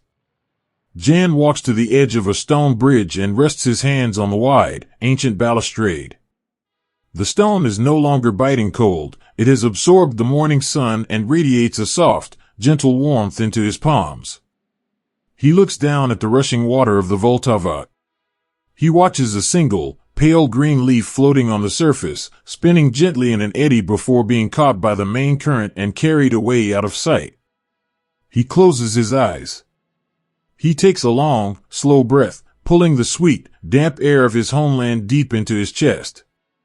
For just a few precious, stolen minutes, he allows himself to forget the map drawn in the dust. He forgets the dark green car, the hairpin turn, the terrifying shadow of the man with the iron heart. He focuses entirely on the feeling of the sunlight resting gently on his eyelids, the warmth seeping into his skin. He imagines he is just a young man on a Sunday stroll. He imagines he has a lifetime of springs ahead of him. The illusion is so beautiful, so incredibly tender, that a single tear slips beneath his eyelashes and tracks a quiet path down his cheek, drying before it ever reaches his jaw.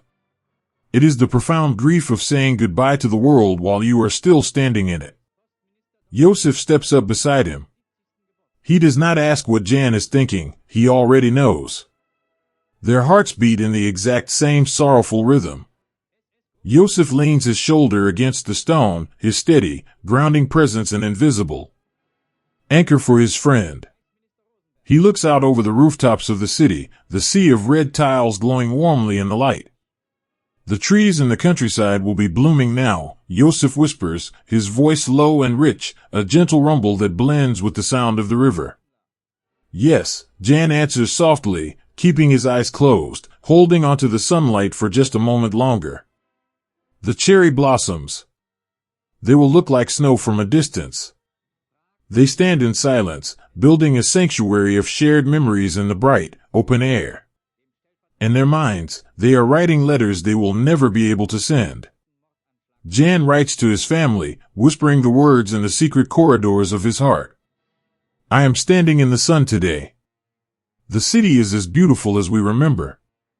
Do not weep for me when the autumn comes and the leaves fall. Remember me like this, standing in the light. Jozef thinks of the quiet, ordinary life he once believed he would have. He mourns the ghost of a future where he might have built a house with his own hands, where he might have watched his own children chase fireflies in the tall summer grass. He gathers these fragile dreams, kisses them gently, and lets them go, watching them float away on the river of his mind. He accepts his heavy path, not with anger, but with a quiet, devastating grace. As they turn away from the river to walk back into the labyrinth of the city streets, they pass a small, sheltered square. In the corner, sitting on a low wooden stool, is an elderly woman. She is wrapped in a faded, knitted shawl, and on her lap rests a woven wicker basket. Inside the basket are tiny, delicate bundles of snowdrops and wild violets, gathered from the damp woods outside the city. The flowers are incredibly small, their stems pale and fragile, their petals a vibrant, shocking burst of color against the drab gray of the pavement. Jan stops. He reaches into the deep pocket of his coat and pulls out a few small, worn coins. He steps toward the old woman. She looks up at him, her face lined with the deep maps of a long, difficult life. She sees the heavy sadness in the young man's eyes, a sadness that the bright spring day cannot touch. She does not take his coins. Instead, with slow, trembling, and deeply gentle hands, she selects the most beautiful bundle of violets from her basket.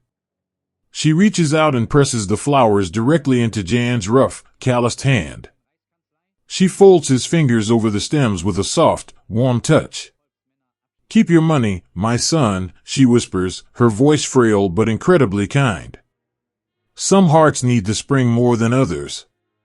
Jan is entirely undone by this small, profound act of grace. The everyday heroism of a poor woman giving away her livelihood simply to offer comfort to a stranger.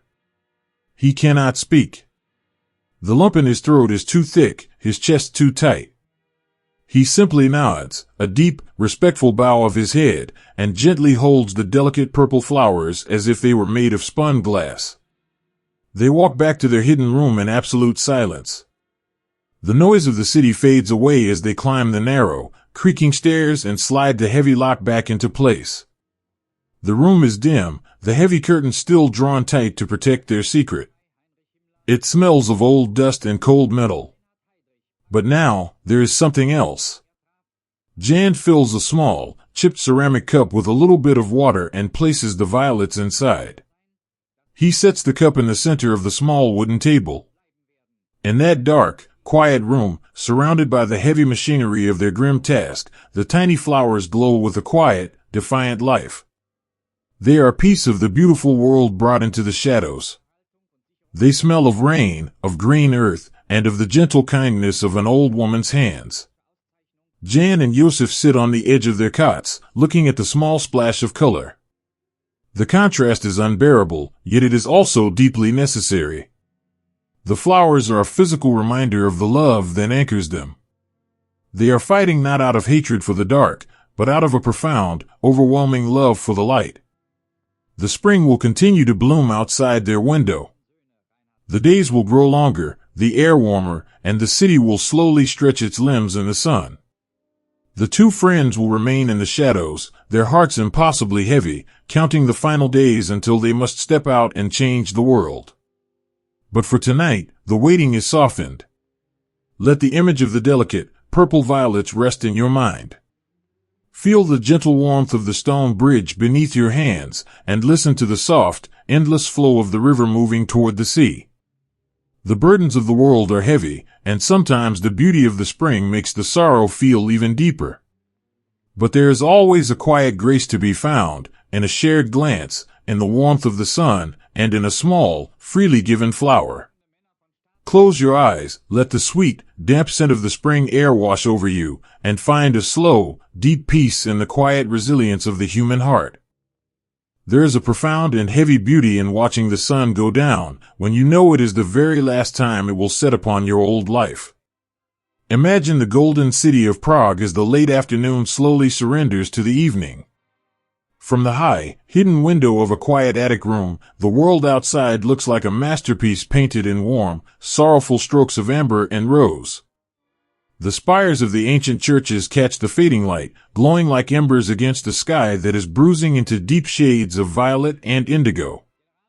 Below, the Vltava River flows like a ribbon of liquid copper, carrying the reflection of the dying day out toward the dark, waiting forests.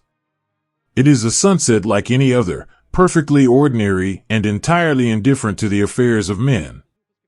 The citizens of the city are walking home through the winding cobblestone streets, their heads bowed against the evening chill. You can almost hear the soft, distant ringing of the tram bells, the muffled footsteps, the gentle closing of heavy wooden doors as families retreat into the safety of their homes. They are lighting their stoves, drawing their curtains, and preparing for the night, completely unaware that the world as they know it is resting on the precipice of a monumental dawn. But inside the dim, quiet room beneath the eaves, time has taken on a completely different texture. For Jan and Jozef, the air is thick with a sacred, unbearable stillness. Tomorrow is the day. The agonizing months of waiting, the endless watching, the careful, whispered planning, all of it has funneled down into this single, solitary evening. There is no frantic last-minute preparation. There are no frantic maps being redrawn in the dust. The die is cast. The decisions have all been made. And in the wake of that finality, a strange, overwhelming peace has settled over the room. It is the solemn, deep peace of a river that has finally reached the edge of the waterfall. There is no longer any need to fight the current. There is only the gentle, inevitable surrender to the fall. Look at Jozef, sitting in a worn wooden chair in the corner of the room. The shadows are lengthening, stretching across the floorboards and slowly climbing the walls, but he does not move to light the single kerosene lamp. He prefers the fading dusk. He sits with his hands resting quietly in his lap, his eyes fixed on the narrow sliver of sky visible through the parted curtain. In the absolute quiet of his own mind, Jozef is writing letters. They are letters he can never put to paper, words that will never be sealed in an envelope or carried across the border. He writes them with his heart, sending them out into the gathering dark on the wings of his thoughts. He writes to his mother, a woman with kind, tired eyes and hands that smelled of flour and fresh earth. Do not weep for me, he whispers in the silent corridor of his mind. Please, do not let your heart break when the news comes. I am sitting in the quiet tonight, and I want you to know that I am not afraid. I have remembered the song you used to sing when the winter wind howled against the glass. I have carried it with me all this way. I am laying down my life so that one day, you might walk through the village square without looking over your shoulder. Remember me when the snow melts. Remember me when the spring arrives. I love you. He closes his eyes, letting the phantom letter drift away, trusting that somehow, across the impossible distance, her spirit will feel the gentle embrace of his goodbye. Across the room, Jan is sitting on the edge of his narrow cot. He holds a small, ordinary object in his hand, a smooth, round button that tore loose from his coat months ago, back in the rainy fields of England. He turns it over and over in his fingers, feeling its worn edges. It is a tiny, meaningless thing, but tonight, it is a tether to his humanity. He looks at his own hands in the fading light. They are just hands. They are the hands of a young man who used to skip stones across the river, who used to pick wild violets for a girl with laughing eyes, who used to hold a warm mug of tea on a cold morning. Tomorrow, these ordinary hands must do an extraordinary, terrifying thing. They must strike the shadow that has suffocated their home. A quiet, private fear ripples through him, as cold and sudden as a draft under the door. It is not the fear of the act itself, but the deep, existential sorrow of stepping into the abyss. He knows that whatever happens tomorrow, whether they survive the morning or fall on the cobblestones, the Jan who picked flowers and skipped stones will cease to exist. He is mourning the loss of his own innocent future. But then, he takes a slow, deep breath. He fills his lungs with the cool, dusty air of the hidden room. As he exhales, the fear flows out with his breath, dissolving into the shadows. He is replaced by a quiet, immovable resolve. The abyss is no longer a dark, terrifying void, it is a destination. It is the place he must go to bring the light back to his people. He slips the small button into his pocket, a tiny piece of his youth kept safe, and looks across the room at his friend. Jozef opens his eyes and turns his head. The room is almost entirely dark now, lit only by the faint, silver glow of the rising moon filtering through the window. They cannot see the details of each other's faces, but they do not need to. They know the geography of each other's souls. No words are spoken. What words could possibly hold the weight of this night? They share a look that transcends language. It is a silent vow, a reaffirmation of the promise they made an eternity ago in a warm, wooden barracks across the sea. I am here. You are not walking into the dark alone. We step off the edge together. A soft, rhythmic tapping sounds at the heavy wooden door. It is a gentle, hesitant knock. Jan stands and quietly slides the iron bolt back. The mother of the family, their protector and silent guardian, stands in the hallway. She holds a small, wooden tray. On it is a single candle, casting a warm, flickering, golden light over her face, along with 2 small bowls of warm broth and a thick slice of dark bread. She steps into the room, bringing the smell of warmth and home with her. She places the tray carefully on the small table. She looks at Jan, and then at Jozef. The air in the room is different tonight, and she can feel it. She has not asked them what tomorrow brings. She does not know the details of the dark car or the hairpin turn. But the intuition of a mother is a profound and ancient thing. She looks into their eyes, and she sees the finality resting there. She sees the long goodbye. Her own eyes fill with sudden, quiet tears, reflecting the candlelight. She does not speak, for fear her voice will break the fragile peace of the room. Instead, she reaches out. She places one hand gently on Jan's cheek, her thumb brushing softly against his skin. Then, she moves to Jozef, resting her hand firmly over his heart. It is a maternal blessing, an everyday heroism of the highest order. She is anointing them with a mother's love, offering them the grace and comfort of the city they are about to save. She offers a small, trembling smile, turns, and slips quietly back out the door, leaving them to their final communion. Jan and Jozef sit by the table. They break the bread, tearing the dark crust with their hands. They share the humble meal in a silence that is rich and full. The warm broth soothes their throats, the bread grounds them to the earth. It is a holy moment, a quiet sacrament of friendship and shared sacrifice in the heart of a captive city. When the meal is finished, they lie down on their narrow cots.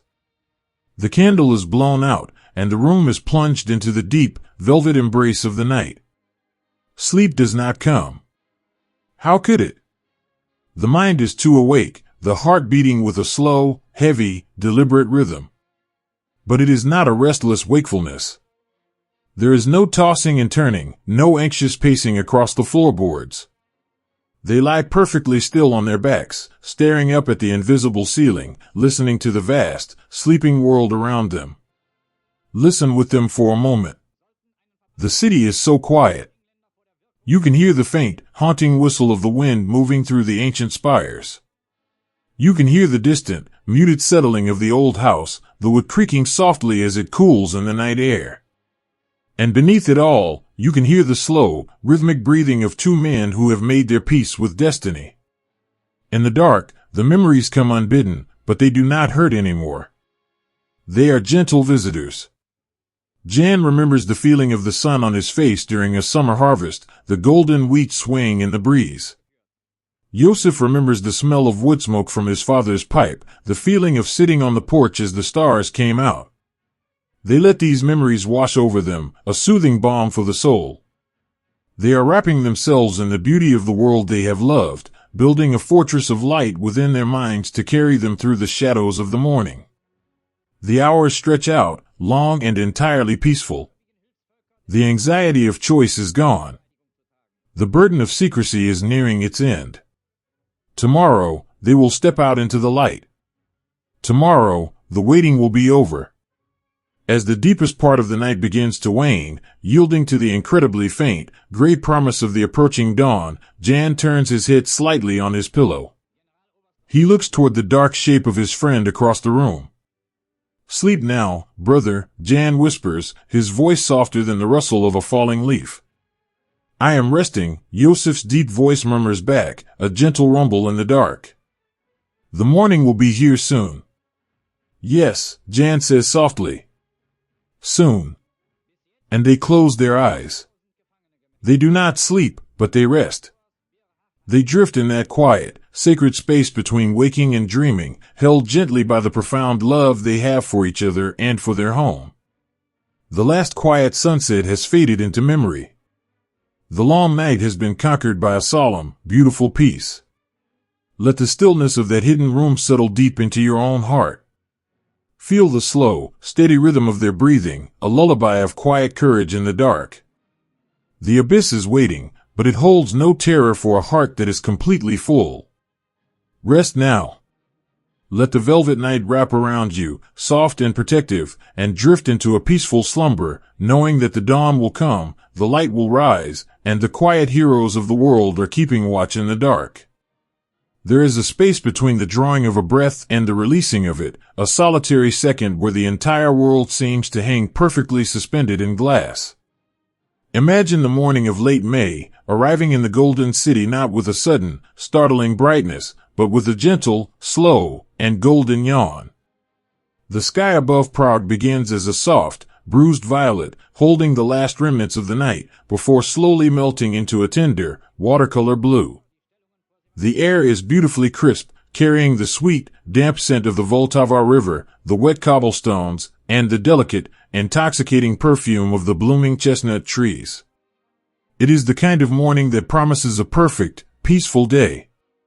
It is the kind of morning where ordinary people stretch in their warm beds, listen to the cheerful, complicated song of a thrush perched just outside their window, and allow themselves to believe, if only for a moment, that the world is a gentle and forgiving place.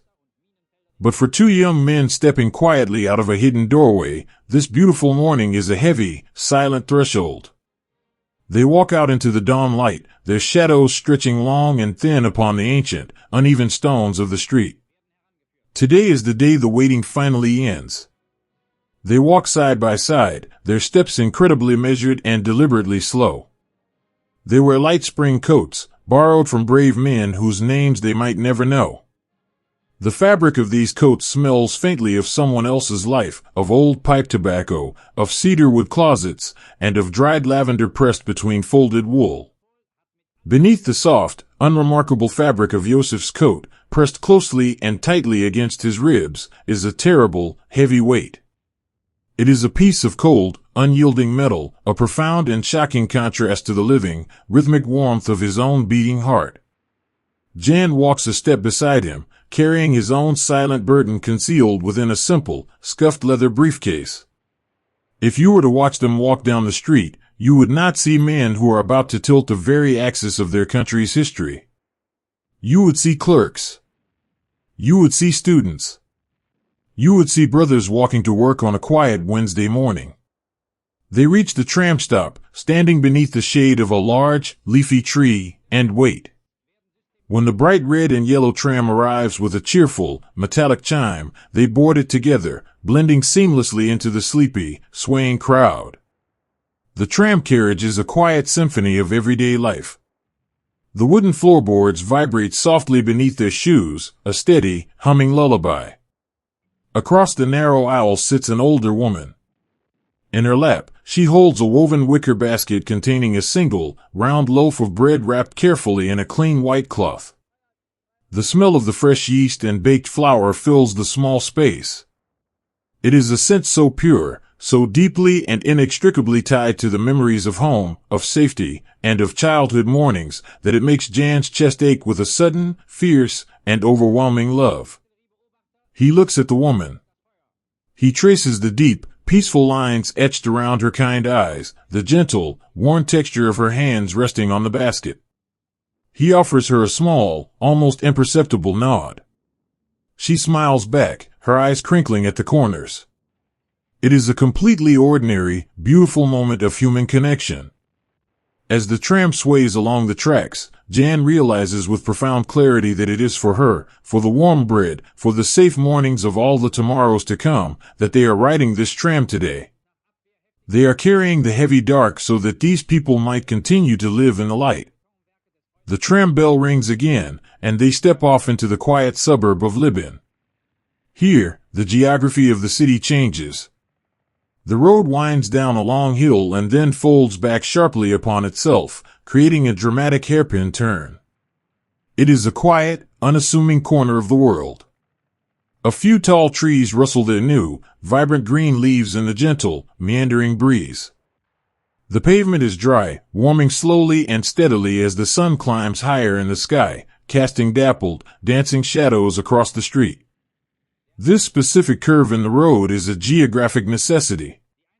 It is the map drawn in the dust made real. Any car, no matter how powerful its engine, no matter who it carries in its leather seats, must surrender to the shape of the earth right here. It must slow down to a crawl.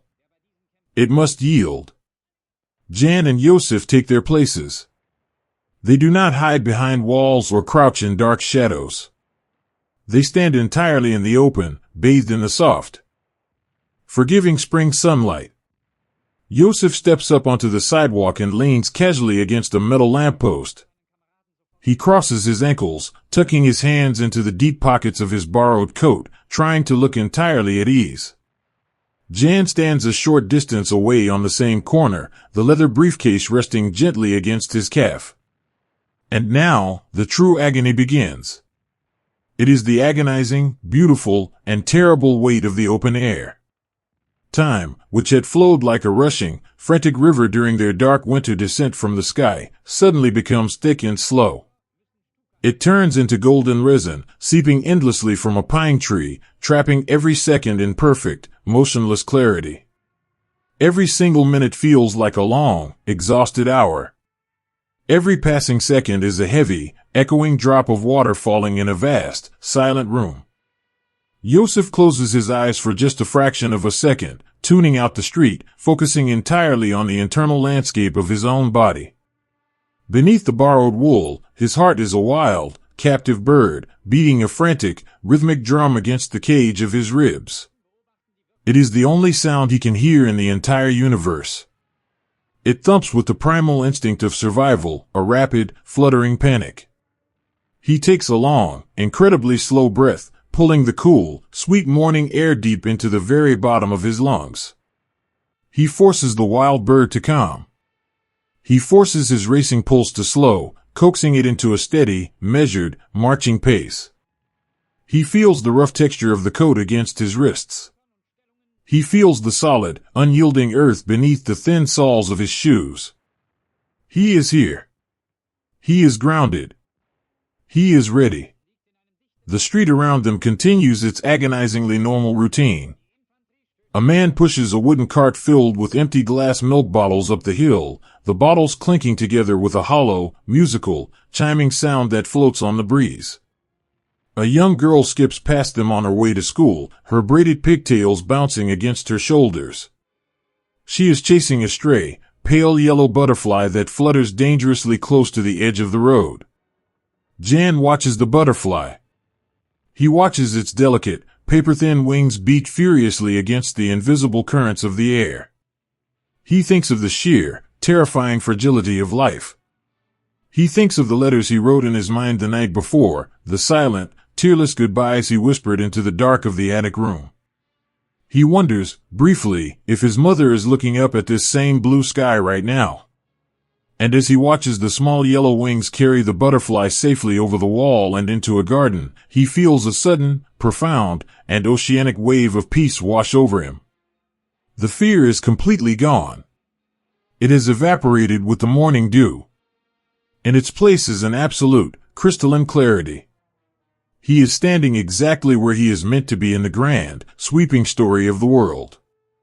He looks across the wide street at his friend. Jozef's face is calm, his jaw softly set, his eyes fixed gently on the road winding up the hill. The bond between them stretches across the warm pavement, an invisible, unbreakable thread of absolute, brotherly trust. They do not need to speak. The quiet morning says everything that needs to be said. The sun continues its slow, majestic climb into the heavens. The shadows of the lamppost and the trees begin to shorten, pulling inward. The morning breeze picks up just a little, rustling the fabric of their coats and cooling the sweat that has begun to gather at the napes of their necks. 10 o'clock passes, marked by the distant, solemn tolling of a church bell. Then 10:15. 10:30. The waiting becomes a physical ache in the muscles, a stretching of the nerves that hums like a plucked violin string. It is the feeling of drawing a massive breath into your chest and simply holding it, unable to exhale until the entire world decides to shift on its axis. And then, far up the hill, just where the road bends out of sight, something catches the light. It is a small, brilliant flash. A tiny mirror, held by a friend standing watch, catching the sun and throwing a single, blinding star down the street. It is the signal. The breath catches sharply in Jozef's throat. The moment has finally arrived. The world around them seems to instantly, magically lose all of its sound. The clinking of the milk bottles, the rustling of the green leaves, the distant, cheerful ringing of the tram bells, they all fade away into a profound, heavy, and ringing silence. The air grows incredibly still, as if the golden city itself knows exactly what is about to happen and is holding its own breath alongside them. From around the bend of the hill, the deep, mechanical hum of an engine breaks the perfect silence. It is not the rattling, friendly sound of a delivery truck, nor is it the cheerful hum of a civilian car. It is a heavy, powerful, and arrogant sound. It is a low, menacing growl that vibrates through the ancient cobblestones and travels straight up through the soles of their shoes and into their very bones. An open-topped, dark green car comes into view, its polished metal gleaming brightly in the beautiful, forgiving spring sunshine. It approaches the sharp curve of the road. It has no choice. It is forced to yield to the stones. It is forced to slow down, its heavy tires rolling gently, almost delicately, over the pavement. The chilling shadow that has covered their homeland has finally stepped out into the light of the morning. Time freezes completely. The hands of the clock stop moving. A solitary heart races beneath a borrowed coat, beating with the furious, beautiful love of a captive nation. A hand reaches quietly, smoothly, into a leather briefcase.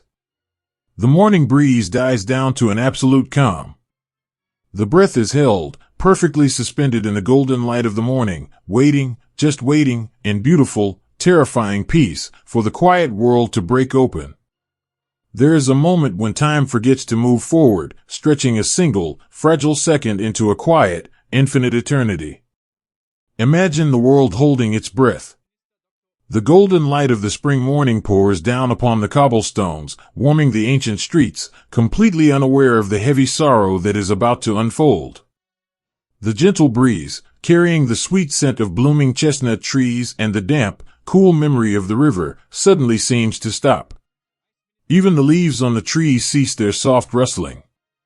The street in Libyan becomes a beautifully painted canvas, absolutely still, waiting for the final brushstroke.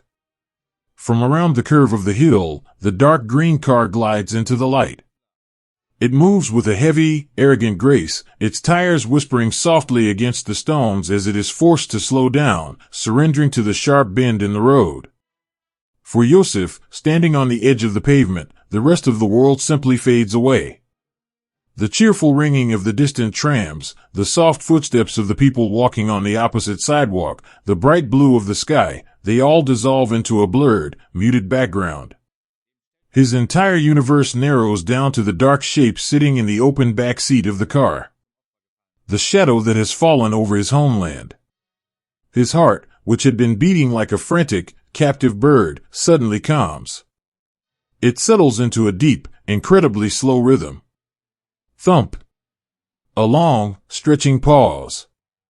Thump. He does not feel anger. He does not feel the fiery, blinding rage of vengeance.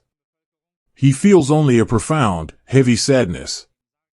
He is a young man from the quiet countryside, a man who loves the smell of the pine forests and the sound of his mother's voice. He was never meant to be a bearer of such terrible destiny. But love for his home, love for the people sleeping in the dark beneath the iron heart, has brought him to this corner. With a movement so smooth it feels like wading through deep water, Jozef steps off the curb. He walks toward the car. Beneath his borrowed spring coat, his hands are remarkably steady. He raises the heavy weapon, concealed just beneath the folds of the fabric. He looks directly at the shadow in the car. It is a look of absolute, sorrowful duty. A quiet apology to the universe for the peace he is about to break. He pulls the trigger. And then, there is nothing. Listen to the profound, terrifying silence of that moment. It is not the loud, metallic clatter of a mechanical failure. It is a complete and total absence of sound. It is a void. The weapon, carried across the sea, hidden in deep snow, polished in the dark of quiet attics, refuses to speak. For Jozef, the silence is a physical weight, heavier than the earth itself. It crushes down on his chest. In that fractured fraction of a second, an entire lifetime of despair washes over him. He sees the faces of the families who hid them, the mothers who shared their precious bread, the children who offered them wooden toys. He feels he has failed them all. He stands there in the golden sunlight, holding a useless piece of iron, entirely exposed, entirely vulnerable. The shadow in the car turns, looking at him. Their eyes meet in the quiet morning air. It is a surreal, suspended connection between the hunter and the hunted, caught in a broken piece of time. But Jozef is not alone. He has never been alone. A few steps away, Jan watches the silence unfold. He sees his brother step forward. He sees the weapon rise. And he feels the terrifying, empty pause when the world is supposed to shatter, but remains entirely whole. Jan does not panic. The profound, unbreakable bond of their friendship overrides the terror of the moment. He sees his best friend standing helpless in the street, and a fierce, protective love surges through his veins. It is the everyday heroism of a brother stepping in to carry the burden when the other stumbles. Jan steps out from the shadows of the lamppost. He moves with a slow, deliberate grace. In his hand, he holds the hidden explosive, wrapped in the leather of a simple briefcase. He does not throw it with the frantic, jagged motion of a soldier in battle. He throws it with the smooth, sweeping arc of a man releasing a captive bird back into the sky. Imagine watching that dark object tumble through the air. Time slows to an agonizing, beautiful crawl. The object turns, over and over, its leather surface catching the bright morning sun. It arcs against the backdrop of the pale blue sky, a heavy, silent messenger of fate. Jan watches it fly. He feels the sudden emptiness in his hand, the release of the incredible weight he has carried for so many months. The object seems to hang in the air for an eternity. A sparrow takes flight from a nearby branch, its wings beating in slow motion.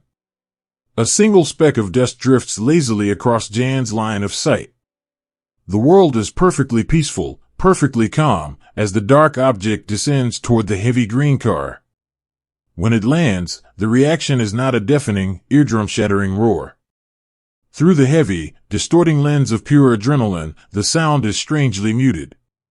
It is a deep, sudden exhalation of the earth. A heavy, vibrating thud that shakes the ancient cobblestones beneath their thin-soled shoes and travels straight up into their bones. The air itself seems to turn into water, rippling outward in a heavy, visible wave. A massive bloom of white smoke and pulverized stone rises instantly into the spring air, glittering in the sunlight like a dark, terrible snow. And then, the street is plunged into a ringing, ghostly silence. The immediate aftermath of the strike is a dreamscape. The golden dust hangs thickly in the air, catching the light and turning the street into a hazy, amber-colored twilight. The cheerful, ordinary morning has been completely erased. Through the fog of the dust and the thick, insulating blanket of adrenaline, Jan and Jozef are unmoored. They are floating. The adrenaline is a strange, protective magic. It numbs the body, turning the limbs light and weightless. It narrows the vision to a single, tight tunnel. Jan touches his own face. There is a small, blooming warmth on his cheek, a gentle trickling sensation where a fragment of the fractured world has grazed him. But he feels no pain. He feels entirely detached from his own physical form. He is a spirit wandering through the golden haze. He looks through the shifting curtain of smoke, desperately searching for his friend. The dust swirls, a slow-motion ballet of gray and white. And then, he sees him. Jozef is standing a short distance away, looking back. Their eyes meet through the fog. It is a look of profound, staggering realization. There are no words exchanged. No shouts of victory. No panicked cries. Just a quiet, shared acknowledgement of the terrible threshold they have just crossed. The maps drawn in the dust of the attic floor have finally been lived. The whisper of destiny has been answered. They look at each other, and in that silent gaze, they offer the deepest comfort they have left. We are still here. We are still together. Around them, the statues of the ordinary world slowly begin to thaw. The citizens of the Golden City, who had been caught mid-step, holding their breath in the wake of the shockwave, begin to move. The surrealism of the moment is deeply tragic. A woman drops a glass bottle of milk. It shatters softly against the stones, a delicate, musical sound beneath the ringing in the air. An older man raises a trembling hand to cover his mouth, his eyes wide with disbelief. They do not understand what has just happened. They only know that the gentle peace of their morning has been torn away, replaced by the sharp, metallic smell of smoke and the terrifying presence of the unknown. Jan looks at a young woman standing on the pavement, clutching a woven bag to her chest. He wants to whisper an apology to her. He wants to tell her that they did not mean to frighten her, that they only wanted to bring the spring back to their captive home. But he cannot speak. The words are trapped behind the heavy, invisible wall of his own shock. The street is beginning to wake up to the chaos. The echoes of the strike are fading, replaced by the rising, confused murmur of voices and the distant, frantic sound of whistles. The sanctuary of the slow-motion dream is collapsing. The heavy machinery of time is starting to grind forward once again. Jan and Jozef know, with the quiet, instinctual knowledge of hunted men, that they cannot stay. The epicenter of history is no longer a place for them. They must dissolve back into the city they love. They must become ghosts once more. They turn away from the smoke in the shattered car. They step back into the shadows of the tall buildings, letting the golden dust settle on the shoulders of their borrowed coats like a heavy mantle of ash. They walk away, their footsteps surprisingly light on the cobblestones. As they move down the street, putting distance between themselves and the turning point of the world, the high, pure ringing in their ears slowly begins to fade. It is replaced by the soft, sorrowful whisper of the morning breeze, carrying the dust away over the rooftops. The heavy burden they carried across the sea, through the dark winter sky, and in the quiet, terrifying hours of the night, has finally been laid down. They have shifted the weight from their own tired shoulders onto the ancient stones of the city itself. Walk with them for a moment as they disappear into the winding alleys. Feel the surreal, floating lightness of their steps. The adrenaline is still humming in their veins, a quiet vibration that keeps the terror at bay. They are entirely exhausted, a weariness that reaches the very bottom of their souls, but there is also a solemn, devastating peace. They have done what they were asked to do. The iron heart has been struck. Let the drifting dust of the morning settle gently in your mind. Listen to the fading echoes in the air, growing softer and softer until they are nothing more than a memory.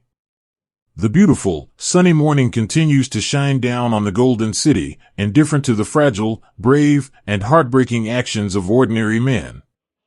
Close your eyes, let the ringing silence turn into a deep, restful calm, and know that even in the most terrifying moments of chaos, the quiet courage of the human heart endures, fading softly into the gentle shadows of the day. There is a profound and heavy silence that follows the breaking of the world, a delicate, settling dust that clings to the soul long after the echoes have faded. Imagine stepping out of a dream and finding that the waking world has completely changed its shape. For Jan and Jozef, the moments immediately following the strike at the curve in the road are not filled with the sharp, jagged edges of panic, but with a surreal, floating detachment. The golden dust from the shattered street is still drifting in the quiet morning air, catching the spring sunlight and turning it into a hazy, amber fog. The air smells of pulverized stone, warm earth, and the faint, metallic tang of an altered destiny. They know they must move. The instinct of the hunted is an ancient, quiet voice whispering in the blood, urging them to step back into the labyrinth of the city before the frozen world remembers how to wake. But they cannot run. To run is to draw the eye. To run is to confess to the shadows. They must walk. They must force their bodies, vibrating with the electric hum of pure adrenaline, to adopt the slow, unhurried rhythm of ordinary men on an ordinary Wednesday morning. They turn away from the drifting smoke and separate, blending into the stunned, waking geometry of the streets. Walk with Jan for a moment. Feel the incredibly thin soles of his shoes striking the ancient cobblestones. Every step is a deliberate, conscious effort. Heel, toe. Heel, toe. The stones beneath him have worn smooth over centuries, polished by the passage of millions of forgotten lives. Today, they carry the weight of a man who feels as though he is carrying the entire sky upon his shoulders. He pulls the collar of his borrowed coat up around his neck. There is a small, warm sting on his cheek where a tiny fragment of the fractured morning grazed him, but he does not raise his hand to touch it. He keeps his head bowed, his eyes focused entirely on the gray stones passing beneath his feet. As he walks deeper into the winding, narrow alleys of the lower city, the atmosphere begins to shift. The initial shockwave of silence is slowly being replaced by a creeping, invisible cold. It is the feeling of a heavy iron net being dragged slowly across the bottom of the sea, pulling tighter and tighter with every passing minute. The city is locking down. You can feel the paranoia settling over the rooftops like a sudden winter frost. The cheerful ringing of the tram bells abruptly stops, leaving the tracks humming with an unnatural emptiness. The wooden shutters of the shops and apartments are being pulled closed, one by one, with soft, terrified thuds. The golden city, which just hours ago had been stretching its limbs in the gentle spring sun, is curling inward, hiding its face in the dark. For a man trying to disappear, a locked city is a terrifying landscape. The crowds, which usually offer the warm, chaotic embrace of anonymity, begin to thin. People are hurrying toward the safety of their homes, their heads down, their shoulders tense. Jan finds himself walking in the slipstream of this fearful exodus. Every footstep behind him on the cobblestones sounds like the strike of a hammer. Every shadow stretching from a doorway feels like a hand reaching out to pull him into the dark. This is the quiet terror of the fugitive. It is not a loud, dramatic chase. It is a slow, suffocating paranoia that lives entirely in the mind. It is the agonizing certainty that every eye looking out from behind a lace curtain knows exactly what you have done. Jan walks past a plate glass window and catches his own reflection. He looks like a ghost. His face is pale, his eyes dark and hollowed by the sudden, crashing exhaustion that follows the peak of adrenaline. He looks away, terrified that his own reflection will betray him to the empty street. He turns a corner and steps into a small, shadowed square. In the center stands a stone fountain, its water trickling softly, a gentle, weeping sound in the hushed air. Sitting on the edge of the fountain is an elderly man, wearing a worn flat cap and feeding crumbs of dark bread to a small gathering of pigeons. Jan pauses. His chest is tight, his breath coming in shallow, ragged pulls. He needs to rest, just for a fraction of a second. He leans his shoulder against the cool stone wall of a building, closing his eyes. The old man stops feeding the birds. He looks up. He sees the pale young man leaning against the wall, trembling beneath his thin coat. He sees the tiny, dried line of red on his cheek. The old man has lived a long time. He has seen empires rise and fall, and he knows the look of a man who is running from the dark. This is where the quiet, breathtaking heroism of the ordinary world reveals itself. The old man does not shout. He does not point a trembling finger. He does not summon the heavy boots that are beginning to echo in the distance. Instead, he reaches into his pocket and slowly, deliberately, pulls out a clean, folded white handkerchief. He stands up, the pigeons fluttering away with a soft rush of wings, and walks over to January. He does not speak a single word. He simply presses the handkerchief into Jan's hand, his own withered fingers lingering for just a moment, offering a warm, firm pressure. It is an act of profound, silent solidarity. It is a message passed from one beating heart to another. I see your pain. I do not know your name, but I will not be the one to give you to the shadows. Wipe your face, my son, and keep walking. Jan opens his eyes. The sheer, overwhelming kindness of the gesture threatens to break the fragile dam holding back his tears. He takes the cloth, pressing it gently to his cheek. He nods to the old man, a deep, reverent bow of the head, and steps back out into the current of the street. The handkerchief in his pocket feels like a talisman, a small, square piece of proof that the humanity of his city remains entirely unbroken. Meanwhile, in another part of the winding labyrinth, Jozef is walking his own lonely path.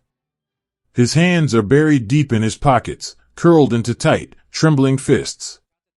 The heavy weight of the morning is pressing down on him, a sorrow so deep it makes his bones ache. He seeks refuge in the places where the light struggles to reach. He moves through the narrowest alleyways, slipping beneath ancient stone archways that smell of damp moss and centuries of quiet history.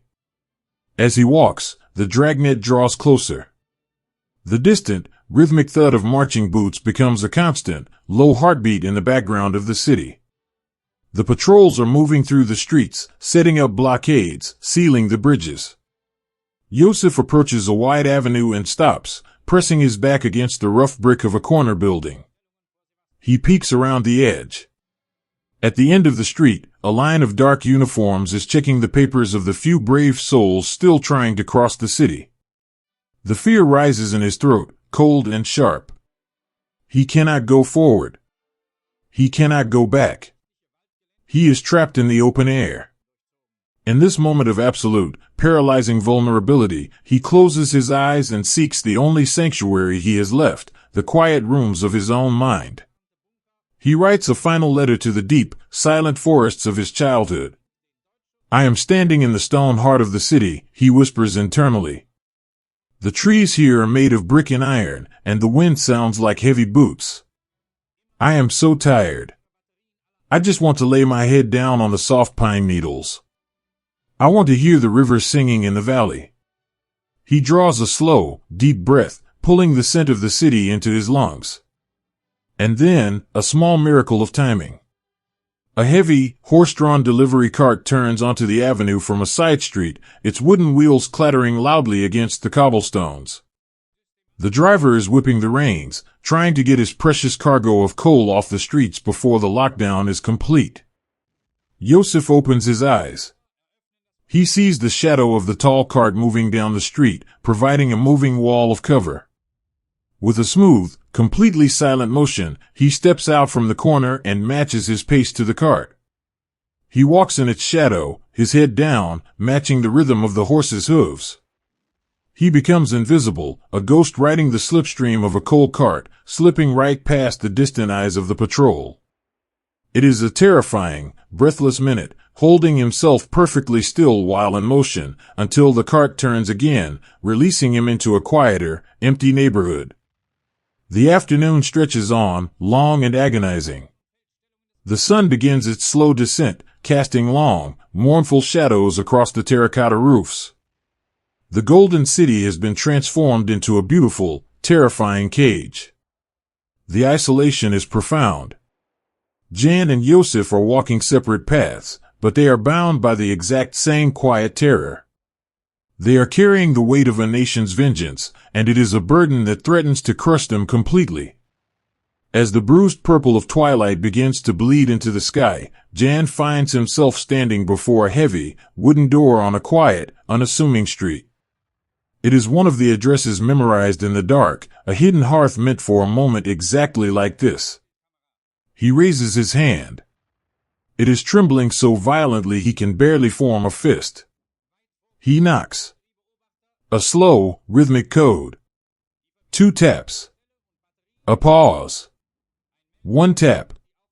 The silence that follows is excruciating. What if the shadow has already reached this door? What if the family inside is too afraid to open it? He leans his forehead against the cool wood, closing his eyes, entirely spent. Then, the soft, beautiful scrape of a heavy iron bolt sliding back. The door opens just a crack. In the dim light of the hallway stands the mother of the house. Her face is pale, drawn tight with the terrible news that has been sweeping through the locked city like a bitter wind. She looks at January. She sees the dust on his coat, the exhaustion mapping his face, the hollow, haunted look in his eyes. She does not ask what he has done. She does not ask if the rumors are true.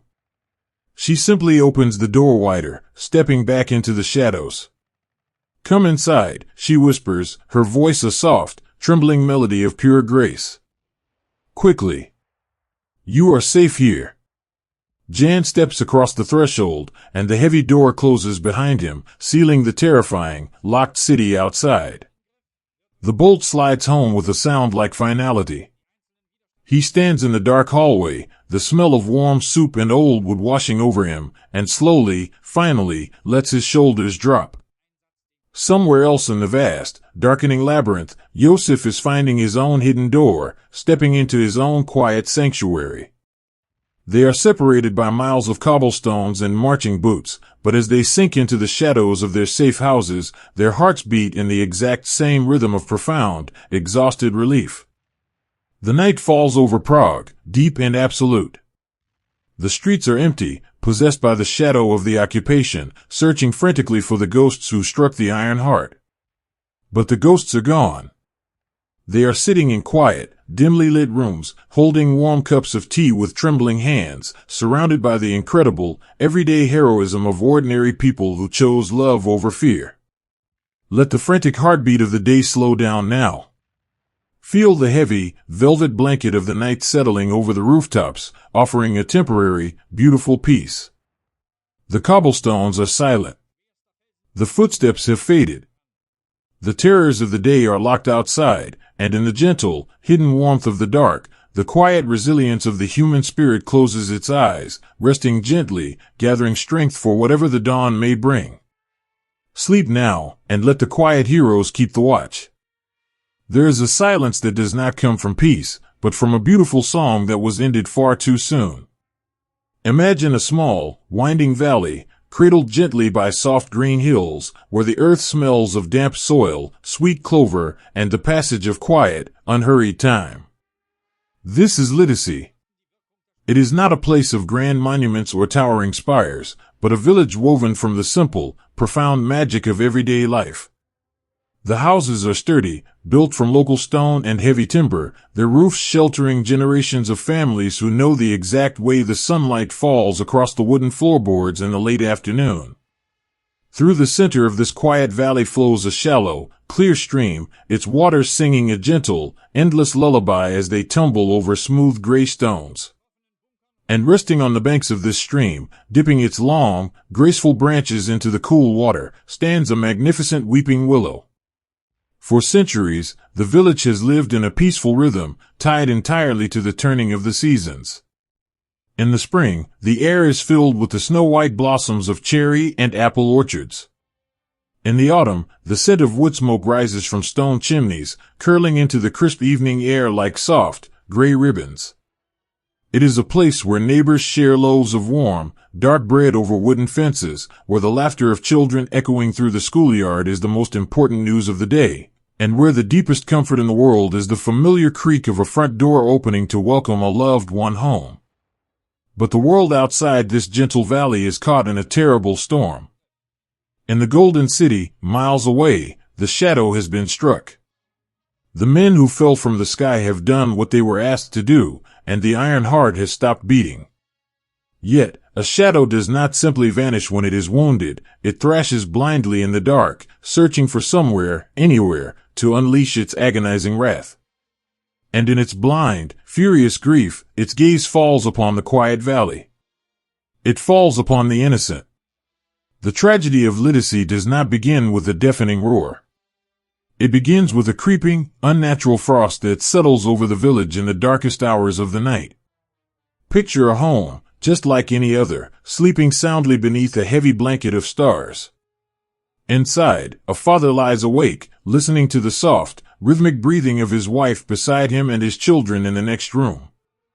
He hears the sound outside, the crunch of heavy tires on the dirt road, the sharp, metallic click of boots on the cobblestones. It is a sound that does not belong to the gentle valley. A heavy, terrifying knock shatters the peace of the wooden door. When the door is opened, the dark pours inside. The fathers, the brothers, the grandfathers of the village are told they must leave. There is no explanation, no grand pronouncement of their fate. There is only the chilling, absolute weight of an order that cannot be refused. Look at the quiet heroism of these men in their final moments within the walls they built with their own hands. A father turns to his wife in the dim, flickering light of a single kerosene lamp. He sees the sudden, wide-eyed terror in her face, and his only thought is to protect her from it. He does not fight, because to fight would bring the violence directly into the room where their children sleep. Instead, he reaches out and gently cups her face in his rough, calloused hands. He smooths a stray lock of hair behind her ear. His thumbs trace the familiar line of her cheek. Words are useless now, too clumsy to hold the vast, breaking ocean of his heart, so he speaks with his eyes. I love you. Keep them safe. I am so sorry. He presses a soft, lingering kiss to her forehead. He takes his coat from the wooden peg by the door, his fingers brushing against the familiar grain of the wood one last time, and steps out into the cold, gray mist of the early morning. The women stand in the doorways, clutching their shawls tightly against the sudden chill, watching the men of their village walk away down the dirt road. The mist swallows them slowly, turning them into soft, fading silhouettes until there is nothing left but the agonizing, empty silence of the morning. But the sorrow of the valley has only just begun. The shadow, relentless and cold, returns for the mothers and the children. They are gathered together in the center of the village, standing beneath the shade of the ancient trees. The air is thick with a terrified confusion. Children cling tightly to their mothers' skirts, their small hands burying into the familiar, comforting fabric. A young boy holds tightly to a carved wooden toy, a small horse his grandfather made for him, pressing it against his chest like a shield. Then comes the moment that breaks the very foundation of the world. The mothers are told they must let go of their children. How does a mother unlace her fingers from the child she has carried, nurtured, and loved more than her own breath? It is a tear in the fabric of the universe. It is a pain so profound, so absolute, that it transcends tears or screams. It becomes a heavy, suffocating silence that settles over the square. Imagine a mother kneeling on the dusty ground, bringing herself eye to eye with her young daughter. The little girl is trembling, her eyes searching her mother's face for the promise of safety that has always been there. The mother forces her own shaking hands to be still. She forces a small, agonizingly gentle smile to her lips. She reaches into the pocket of her apron and pulls out a small, white handkerchief embroidered with a delicate blue flower. She tucks it carefully into the pocket of her daughter's dress. "Keep this with you, my sweet bird," the mother whispers, her voice a fragile, breaking melody. "Whenever you feel the wind on your cheek, know that it is me, kissing you. Whenever you close your eyes in the dark, I will be right there, sitting beside your bed. We are never truly apart. Do not be afraid." She pulls the child into an embrace so tight, so desperately fierce, she hopes she can somehow press her own soul into the little girl's chest to keep her warm. And then, she has to let go. She has to watch as her heart, her entire world, is carried away like a delicate autumn leaf caught in a harsh, uncaring wind. The physical village of Lidice is then erased from the earth. The homes are emptied, the roofs are pulled down, the stone walls are broken and scattered. Even the ancient cemetery, where generations of the valley's ancestors rested in peace, is disturbed. The orchards are cut down, and the earth is plowed over, an attempt to wipe the very memory of the village from the map of the world. But the shadow fundamentally misunderstood the nature of love, and the nature of the earth. You cannot erase a home simply by breaking its stones. You cannot silence a song simply by banishing the singers. Look at the empty valley now, as the evening sun begins to cast long, golden shadows over the turned earth. The houses are gone. The schoolyard is empty. The laughter of the children has faded into the quiet hum of the wind. The hearths, once the glowing, warm centers of family life, are entirely extinguished, their ashes scattered to the four corners of the world. It is a landscape of profound, weeping sorrow. It is the tragedy of unbaked bread left on a wooden table, of half-read books resting on a nightstand that no longer exists, of a small wooden horse dropped in the dust and covered by the falling dirt. It is the agonizing weight of empty arms, of mothers dreaming in the dark, their hands reaching out to cradle the memory of a child they will never hold again. Yet, down by the softly running stream, the weeping willow still stands. Its long, green branches trail in the water, bowing low to the earth in a gesture of eternal mourning. The willow remembers. The roots of the trees hold the memory of the footsteps that once walked the dirt paths. The water of the stream carries the echoes of their voices out toward the vast, distant sea. The earth itself, though scarred and broken, holds the innocent souls of the valley in a gentle, unending embrace. The tragedy of Lidice is a heavy, dark stone cast into the river of history. But the ripples it creates are not made of fear, they are made of a profound, collective love. Across the world, people hear the whispered story of the quiet valley. They hear of the fathers walking into the mist, of the mothers letting go, of the children carried away. And in response, the world refuses to let them be forgotten. Their names become a sacred prayer, whispered in the dark to keep the memory alive. The spirit of the village becomes a beautiful, unbreakable thread woven into the heart of humanity. They are the ultimate, innocent casualties of a world that lost its way, and their memory serves as a gentle, guiding light, reminding us of the precious, fragile beauty of an ordinary, peaceful life. Let the sorrow of the weeping willow wash over you, not as a sharp, terrifying pain, but as a deep, reflective ache. Feel the cool water of the stream flowing over the smooth stones. Feel the gentle evening breeze moving through the long, trailing branches of the tree. Imagine that we can reach across the chasm of time, across the years and the silence, to wrap a warm, comforting blanket around the shoulders of the mothers in the dark.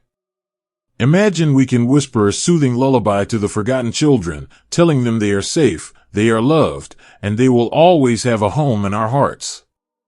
The hearths of literacy may have been extinguished, but the warmth of their memory continues to burn. It is a quiet, gentle flame that no shadow can ever put out. Close your eyes, let the soft, melodic sound of the wind in the willow leaves lull you into a state of peaceful rest. Hold the quiet valley gently in your thoughts, honor their everyday heroism, their quiet resilience, and their profound sacrifice, and allow yourself to drift into a deep, untroubled sleep, knowing that love, in the end, outlasts even the darkest night. There is a profound, ancient peace that only the earth can offer, a quiet embrace waiting for those who have nowhere else left to hide. Imagine the golden city of Prague above, its ancient cobblestones bathed in the bright, revealing light of the spring sun. For the men who struck the Iron Heart, the sun has become a terrifying spotlight. The winding alleys, once a beautiful labyrinth of shadows and safety, are now filled with the relentless, echoing boots of the hunt. The sky is no longer a canvas of hope, but an exposed, open ceiling. And so, they must step away from the sky. They must surrender to the deep. Led by the gentle, trembling hands of those who chose love over fear, Jan and Jozef, along with their brothers in the shadows, are brought to the heavy, carved wooden doors of St. Cyril and Methodius Cathedral. They do not stay in the vast, echoing nave with its painted saints and stained glass. They are led downward, down a narrow, winding staircase made of worn stone. With every step they take, the temperature drops. The air changes. The sharp, sweet scent of the spring morning fades away, replaced by the heavy, solemn perfume of damp earth, old stone, and centuries of quiet, uninterrupted sleep. When the heavy trapdoor is sealed above them with a soft, final thud, the world of the living simply vanishes. They are in the crypt. It is a cavern of memory, a subterranean sanctuary hidden deep beneath the bustling streets. The darkness here is not the fleeting, temporary dark of a bedroom at midnight. It is an absolute, oceanic blackness, so thick and heavy that it feels like a physical weight pressing softly against their eyes. For men who have spent months living on the jagged, electric edge of adrenaline, this sudden, total deprivation of the senses is an overwhelming shock. Jan reaches out in the pitch black.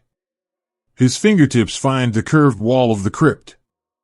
The stone is incredibly cold, weeping with the natural moisture of the deep earth. A slow, silent drop of condensation traces a path down the rough surface, feeling like a single, cold tear against his skin. It is a damp, chilling reality, but as he rests his palm flat against the ancient rock, he feels an undeniable sense of safety. The stone is unyielding. It is a fortress built not of weapons, but of silence. Then, a small, sudden spark breaks the dark. The soft scratch of a match is the only sound in the vast stillness.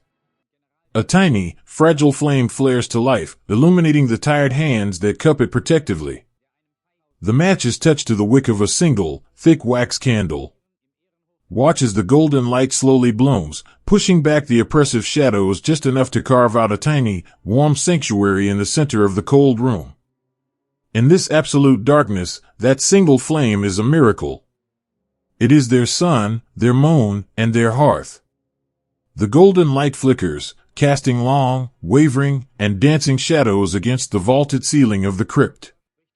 The light reveals the faces of the men gathered in the damp. They look like ancient, weary monks keeping a sacred vigil at the end of the world. They sit on the hard, freezing floor, pulling heavy, scratchy wool blankets tightly around their shoulders to ward off the bone-deep chill. They do not speak. What words belong in a tomb? Instead, they look at each other through the glowing halo of the candlelight. Jan looks at Jozef. The sharp, tense lines of fear that had gripped their faces on the street have softened, melting away in the gentle, forgiving light of the candle. They are exhausted, a weariness so profound it reaches past their muscles and settles deep into their very souls. But in their shared silence, there is a beautiful, unspoken communion. To share this dark, damp space is to share a bond that transcends simple friendship. They breathe the same heavy, dusty air. They watch the same hypnotic, dancing flame. When a sudden, violent shiver racks the frame of one of the younger men, another wordlessly shifts closer, pressing his own shoulder against his brother's, offering the simple, profound warmth of his own body. It is the quietest, most beautiful form of human resilience. It is the everyday heroism of a gentle touch in the dark. Though the crypt is buried deep in the earth, it is not entirely deaf to the world above. If you lay your head back against the damp stone and close your eyes, you can hear the ghost of the city. The sounds of Prague filter down through the thick layers of soil and masonry, altered and muted, like sounds heard underwater. You can hear the distant, low rumble of a passing tram, a heavy vibration that hums softly against your spine. You can hear the rhythmic, muted tapping of footsteps on the pavement high above your head. Sometimes, if the street above is very quiet, you can hear the gentle, soothing patter of the spring rain washing the cobblestones. These sounds are both a blessing and an agony. They are a reminder that the world they fought to protect is still turning, still living. Jan listens to the light, quick tapping of a pair of shoes crossing the pavement above the air vent. In his mind, he paints a picture of the scene. He imagines a young woman, wearing a light spring coat, hurrying home with a woven basket of fresh apples, her face turned away from the wind. He imagines the color of the sky, the smell of the wet chestnut leaves. He is buried alive, yet his heart is entirely above ground, walking alongside the ordinary people of his city. The contrast between the vibrant, sunlit world just a few feet above and their cold, static existence in the dark brings a deep, melancholic ache to his chest. But he does not resent the light he cannot touch. He simply gathers the muffled sounds of the city, folding them into his heart like precious, fragile letters from home. Time in the crypt loses all meaning. There are no sunrises to mark the morning, no fading twilights to signal the end of the day. There is only the slow, steady melting of the wax candles. They measure their lives not in hours, but in inches of burning wick. In this timeless, suspended reality, the mind becomes a vast, quiet landscape to wander. Jozef sits cross-legged on his blanket, his chin resting softly in his hands, his eyes fixed on the glowing core of the candle flame. The damp cold has seeped into his joints, but his mind is warm. He is writing letters again. He whispers a quiet, soundless prayer to the deep, silent pine forests of his youth. I am resting in the stone, he tells the trees. It is dark here, but I am not afraid. I have my brothers beside me. We have done what the winter asked of us, and now we are simply waiting for the snow to melt. He thinks of the small moments of kindness that brought them this far. He thinks of the old man in the square offering a clean white handkerchief. He thinks of the mother pressing the bowl of warm milk into his hands. These memories are his armor against the creeping dark. He realizes that the true light in this crypt is not coming from the candle. It is coming from the profound, unbroken chain of love that ties them all together. Even here, in the belly of the earth, the incredible heroism of the Golden City finds a way to reach them. The shadow believes it has locked down the city, but it cannot lock down the human heart. In the darkest hours of the night, when the patrols outside have moved on, a soft, rhythmic scraping sounds from a hidden, narrow grate high up on the crypt wall. The men below look up, their breath catching in the cold air.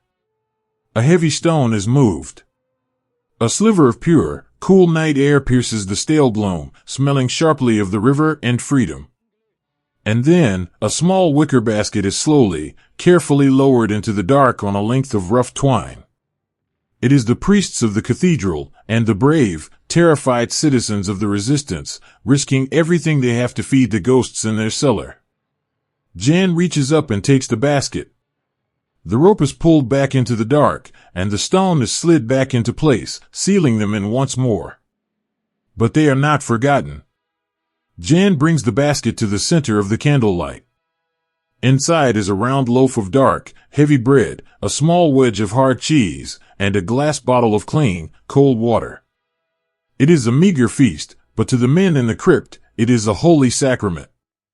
Jan breaks the bread. The sound of the crust tearing is loud in the quiet room. He passes a piece to Jozef, who takes it with trembling, grateful hands. They eat in silence. The bread tastes of the damp earth, of the cold air, and of the unimaginable, stubborn love of the people above. It is the taste of pure grace. With every bite, they are consuming the courage of their city, absorbing the strength of the ordinary mothers and fathers who refuse to let them starve in the dark. As the night wears on, measured only by the deep, heavy exhaustion settling over their bodies, the candle begins to burn low. The golden pool of melted wax creeps toward the stone floor. The shadows on the walls grow longer, stretching their dark fingers back toward the center of the room, patiently waiting to reclaim their territory. The damp cold is a constant companion now, a heavy ache in the bones that no wool blanket can entirely chase away. Yet, there is a solemn, majestic peace that settles over the crypt. The frantic terror of the streets is gone. The agonizing burden of planning and waiting is finished. They have stepped out of the rushing river of history and found a quiet, still pool where the water does not move. Jan lies back on the hard stone, pulling his borrowed coat up to his chin. He turns his head to look at the dying candle. The flame sputters, dancing wildly for a moment, sending a final, brilliant flash of light across the vaulted ceiling. Then, with a soft, delicate hiss, the wick drowns in its own wax. The absolute dark returns. But it is no longer a terrifying dark. It is a soft, heavy, velvet blanket pulled gently over the tired eyes of the world. In the pitch black, Jan can hear the slow, steady, rhythmic breathing of his brothers resting all around him. It is a beautiful, comforting lullaby. It is the sound of life, enduring quietly in the deepest shadows. He closes his eyes, though there is nothing left to see. He listens to the incredibly faint, muffled vibration of a tram passing far above, feeling the gentle hum against the stone floor. He imagines the light of the morning waiting up there, warm and golden on the cobblestones. He does not know what the next dawn will bring. He does not know if the heavy trapdoor will open to the light of rescue or the darkness of the shadow. But in this quiet moment, suspended in the earth, it does not matter. They are together. They are safe for now. They have kept the faith, and they are wrapped in the profound, protective embrace of the city they love. Let the cool, damp air of the ancient crypt settle over your own thoughts, soothing and calm. Listen to the soft, rhythmic breathing in the dark, a gentle reminder that you are never truly alone, even in the deepest shadows. The burdens of the world are resting now, laid down upon the cold stone, safely hidden from the noise and the fear of the day. Allow the profound, heavy silence of the earth to hold you, to quiet your mind, and to carry you down into a deep, untroubled, and beautifully peaceful sleep. There is a specific kind of darkness that does not fall from the sky, but rises quietly from the heavy, exhausted corners of a broken heart. Imagine the golden city of Prague caught in the breathless, suffocating grip of a nightmare that simply will not end. The days have bled into weeks since the strike at the curve in the road. The shadow that occupies the city has not quietly accepted its wound. Instead, it has lashed out with a blind, terrifying fury, sweeping across the cobblestones and reaching into the quiet valleys, searching endlessly for the ghosts who vanished into the thin spring air. The air is thick with a heavy, inescapable paranoia. The city is a locked room, and the walls are slowly, steadily closing in. While Jan and Jozef wait in the deep, damp silence of the cathedral crypt, anchored by their brotherhood and the quiet grace of their shared resolve, another young man is hiding somewhere else in the city. He is one of their own. A brother who fell from the same winter sky, who carried the same heavy burdens, and who dreamed of the same bright spring for his homeland. But he is alone. He is hiding in a small, drafty room, far away from the comforting presence of his friends. And in the agonizing solitude of that room, the silence does not offer a protective embrace. It becomes an echo chamber for his deepest, most primal fears. Look closely at this young man. He is not a villain carved from cold stone. He is delightfully, tragically human. He is a boy from the countryside who loves the smell of fresh hay and the warmth of a kitchen stove. For months, he has lived on the absolute edge of his nerves.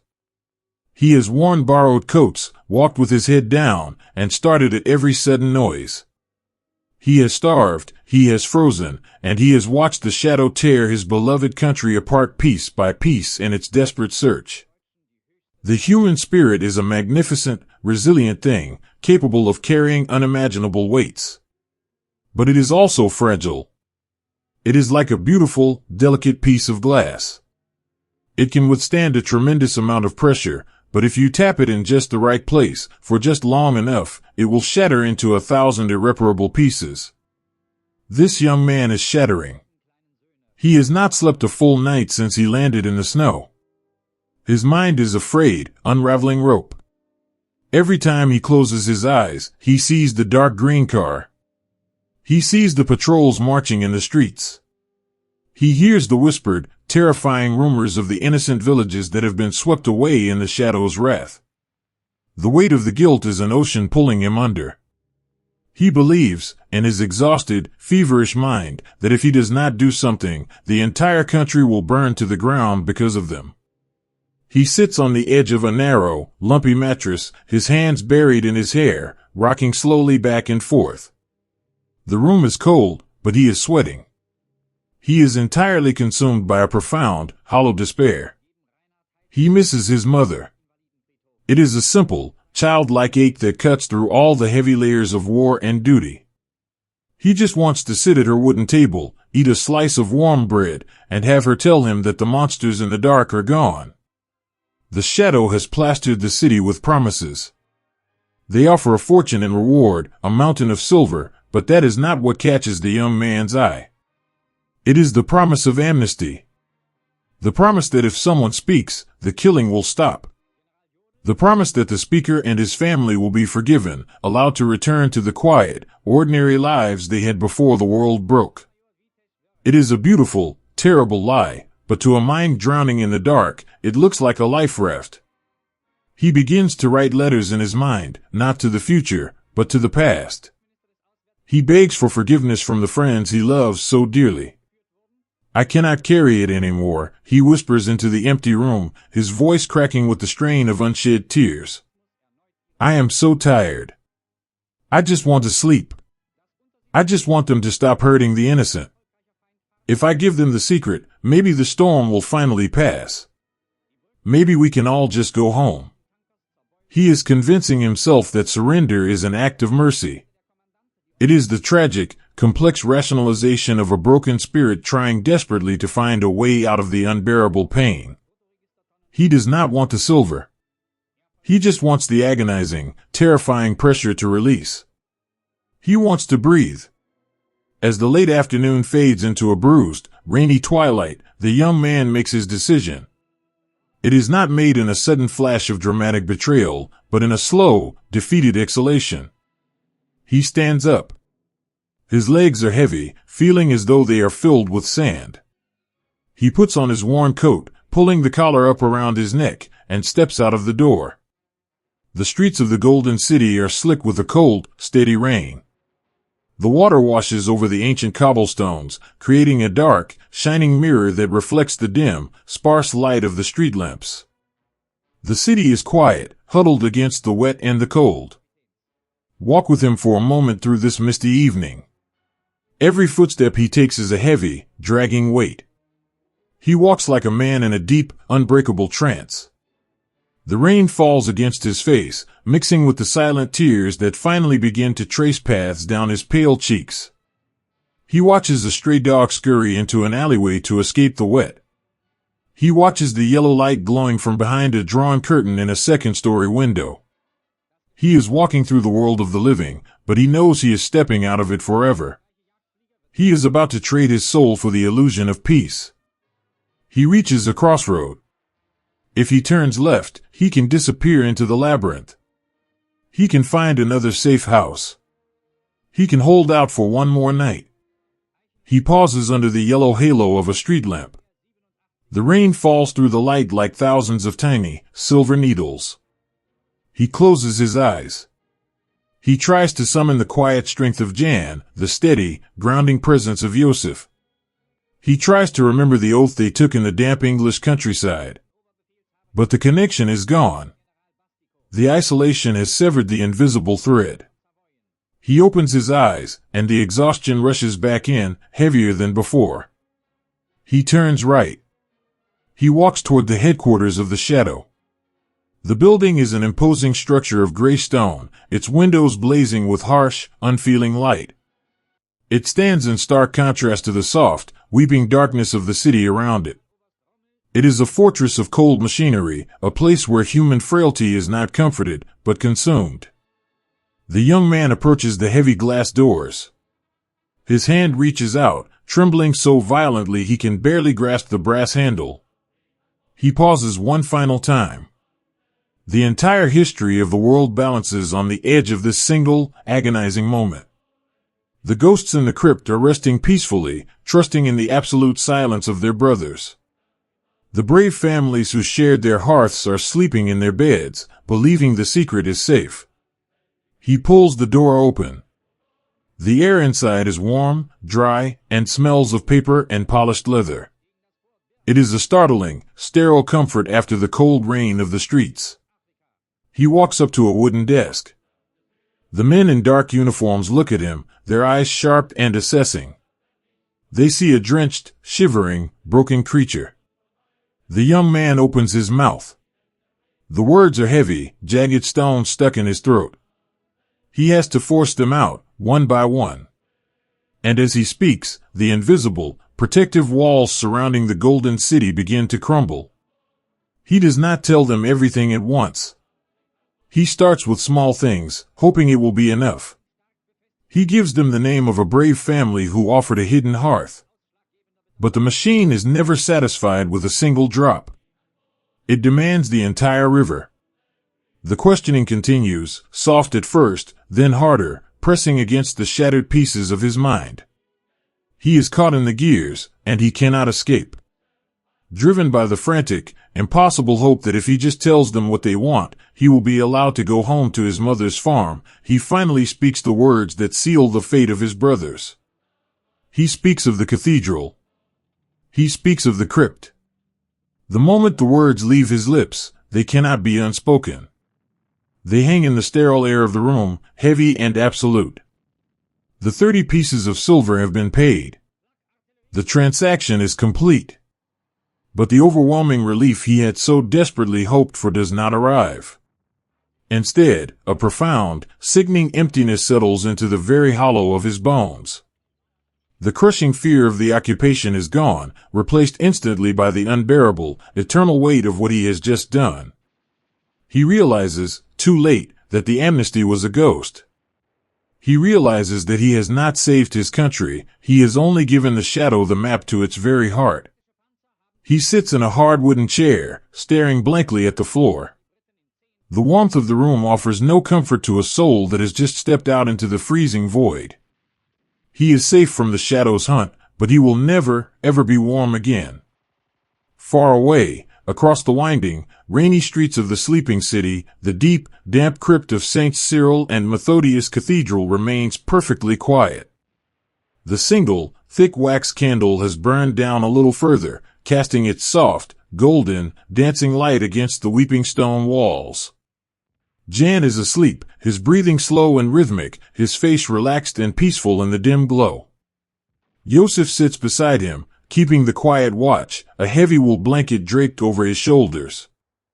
They do not know that the world above them has just irrevocably changed. They do not know that the sanctuary has been breached, that the invisible shield built by the love of ordinary citizens has just been dismantled by the overwhelming despair of a single, frightened boy. They sit in the peaceful dark, trusting in the silence, believing that the dawn will bring another day of quiet survival. The contrast between the tragic, frantic betrayal in the bright, sterile room and the solemn, profound peace of the ancient crypt is almost too heartbreaking to bear. It is easy to look back through the long lens of time and judge the broken spirit. It is easy to demand unwavering perfection from men who are placed in impossible, terrifying circumstances. But the human heart is not a machine. It is a soft, vulnerable thing, capable of soaring to the heights of incredible bravery and plunging into the depths of unimaginable despair. The betrayal in the dark was not born of malice or hatred. It was born of a crushing, suffocating exhaustion. It was the tragic, inevitable result of a frightened mind pushed far beyond the limits of its own endurance, desperately seeking a way to make the terror stop.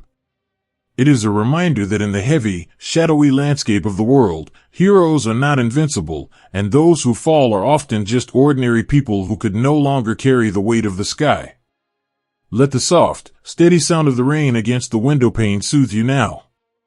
The storm is gathering in the city, the heavy boots are preparing to march, but here, in the quiet of this moment, there is only the gentle, rhythmic patter of the water falling from the sky. Breathe deeply, and let go of the heavy sorrow. Allow yourself to feel a quiet, profound compassion for the fragile nature of the human spirit. We are all made of the same delicate glass, holding together as best we can in the dark. Close your eyes, let the velvet night wrap around you, and find a deep, forgiving peace in the knowledge that even when the spirit breaks, the long, quiet night will eventually end, and the rain will wash the cobblestones clean. Sleep now, and let the quiet shadows rest. There is a fragile, heartbreaking beauty in the first light of dawn, especially when you know it is the last morning you will ever see.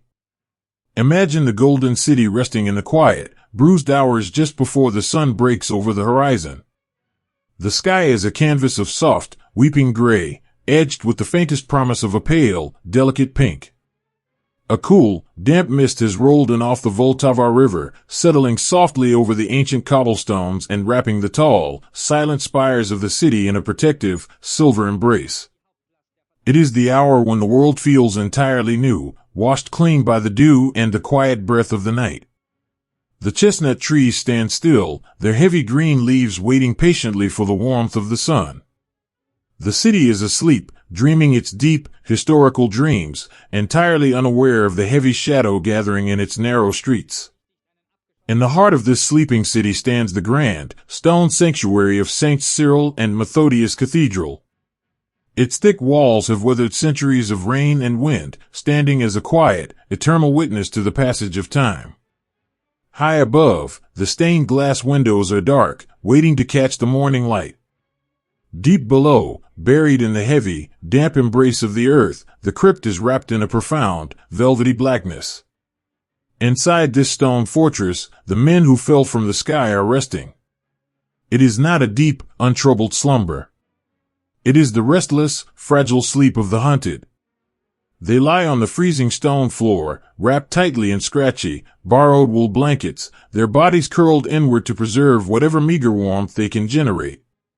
The air is thick with the scent of old dust, damp earth, and the lingering, sweet smell of the melted wax from a candle that burned out hours ago. Watch Jan as he sleeps in the dim, shadowed gloom. His face is pale, drawn tight with the exhaustion of weeks spent living on the absolute, terrifying edge of his nerves. Even in sleep, his brow is furrowed, his mind wandering through a labyrinth of fragmented, anxious dreams.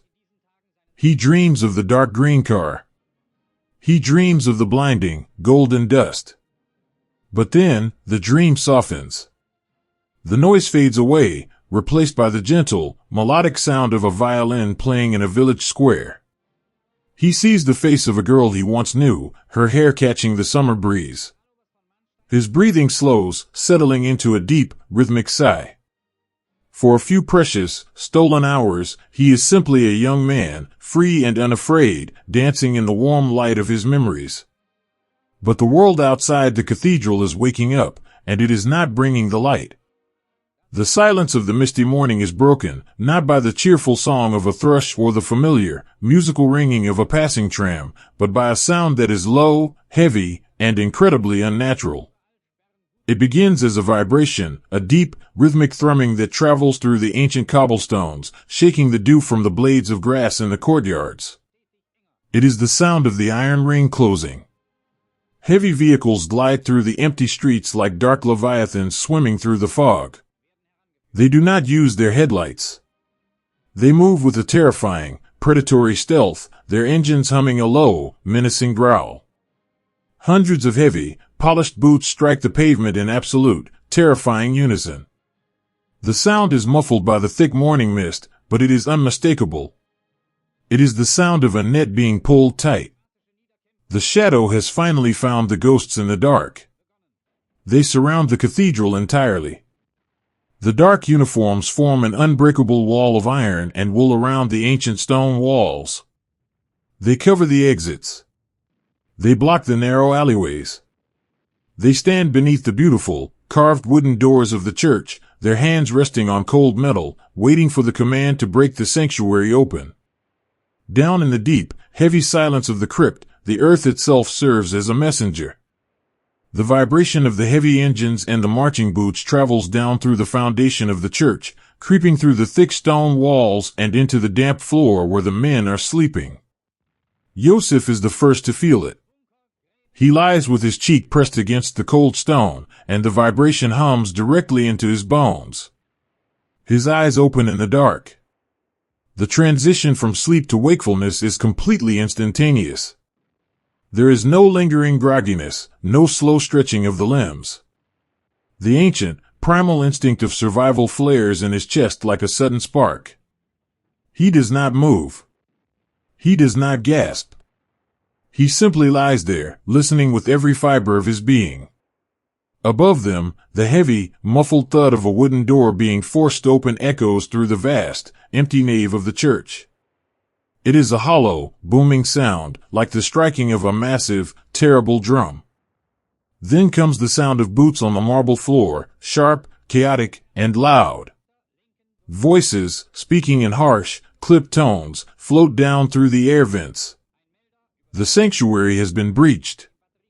Jozef slowly sits up, letting the wool blanket slide from his shoulders. The air in the crypt is freezing, but he does not feel the cold. His heart, which had been resting peacefully in his chest just moments before, begins a slow, heavy, and profound drumbeat. He turns his head in the gloom. The faint, gray light of the approaching dawn is just beginning to filter through a narrow, barred grate near the ceiling, casting a pale, ghostly rectangle on the far wall. In that meager light, he can see the shapes of his brothers waking up. Jan pushes himself up on his elbows. He rubs a hand across his tired face, brushing away the last remnants of the beautiful dream. He listens to the heavy, echoing footsteps above. He looks up at the small sliver of gray sky visible through the grate. And in that single, quiet moment, the entire truth of the universe settles over the room. There is no sudden, frantic scramble. There are no shouts of panic or desperate cries of disbelief. The agonizing, terrifying uncertainty that has haunted their every waking hour for weeks has instantly vanished. The waiting is over. The endless hiding is finished. The bill for the golden dust and the shattered car has finally arrived, and it must be paid. The realization that their time has run out does not bring terror, it brings a profound, overwhelming, and devastating peace. They are trapped in a stone box, buried beneath the earth, surrounded by an ocean of dark uniforms. There is absolutely no way out. The abyss is no longer a distant possibility, it is standing right outside the door. Jan stands up.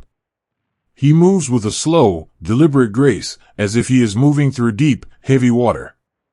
He smooths the wrinkles from his borrowed coat. He reaches into his pocket and his fingers brush against the small, smooth button he has carried all the way from the rainy fields of England.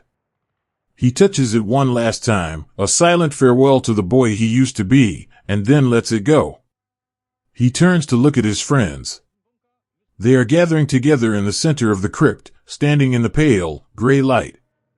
They look like a painting of ancient saints facing the lion's den. Their faces are pale, hollowed by hunger and exhaustion, covered in the dust of the damp earth, but their eyes are incredibly clear.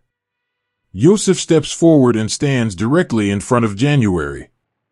He reaches out, placing his large, heavy, calloused hands firmly on Jan's shoulders. The grip is warm, incredibly strong, and filled with an unspeakable amount of love. Jan looks up into Jozef's eyes. The unspoken conversation flows between them, a river of shared memory and absolute brotherhood. We did what we set out to do. We struck the shadow. We protected our home. It is time, Jozef whispers, his voice a deep, gentle rumble that barely breaks the silence of the crypt. Yes, Jan answers softly, offering a small, unimaginably brave smile. It is time. They find a quiet, profound comfort in each other's presence that surpasses all understanding. The cold stone walls of the crypt do not feel like a tomb, they feel like a protective embrace. The darkness is not frightening, it is a soft, velvet curtain closing gently on the final act of a long, exhausting play. Another brother, shivering slightly in the damp chill, moves closer to the circle. Jan reaches out and pulls the man into a tight, fierce embrace. He rests his cheek against the rough fabric of the man's coat. They hold each other, drawing strength from the steady, living rhythm of each other's hearts. In this cold, forgotten cellar, they are the warmest, brightest things in the entire world. They are not dying as hunted animals. They are standing as men. They are standing as sons of a beautiful, captive nation, bound together by a love so deep and so powerful that no army on earth could ever truly extinguish it. In the quiet moments before the storm breaks, they begin to write their final letters. These letters do not require paper or ink. They are written in the sacred, untouchable space of the human soul. Jan closes his eyes.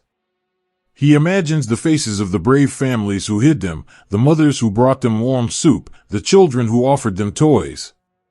He sends a wave of profound, desperate gratitude out into the universe. Thank you, he whispers in his heart. Thank you for your everyday heroism. Thank you for your bread, and your warmth, and your courage. Please, let the shadow pass over your homes. Let our silence by your safety. Jozef thinks of his own mother. He imagines her standing in the doorway of their farmhouse, looking out over the fields as the morning sun begins to rise. Do not weep, mother, he writes in the quiet dark. I am not alone.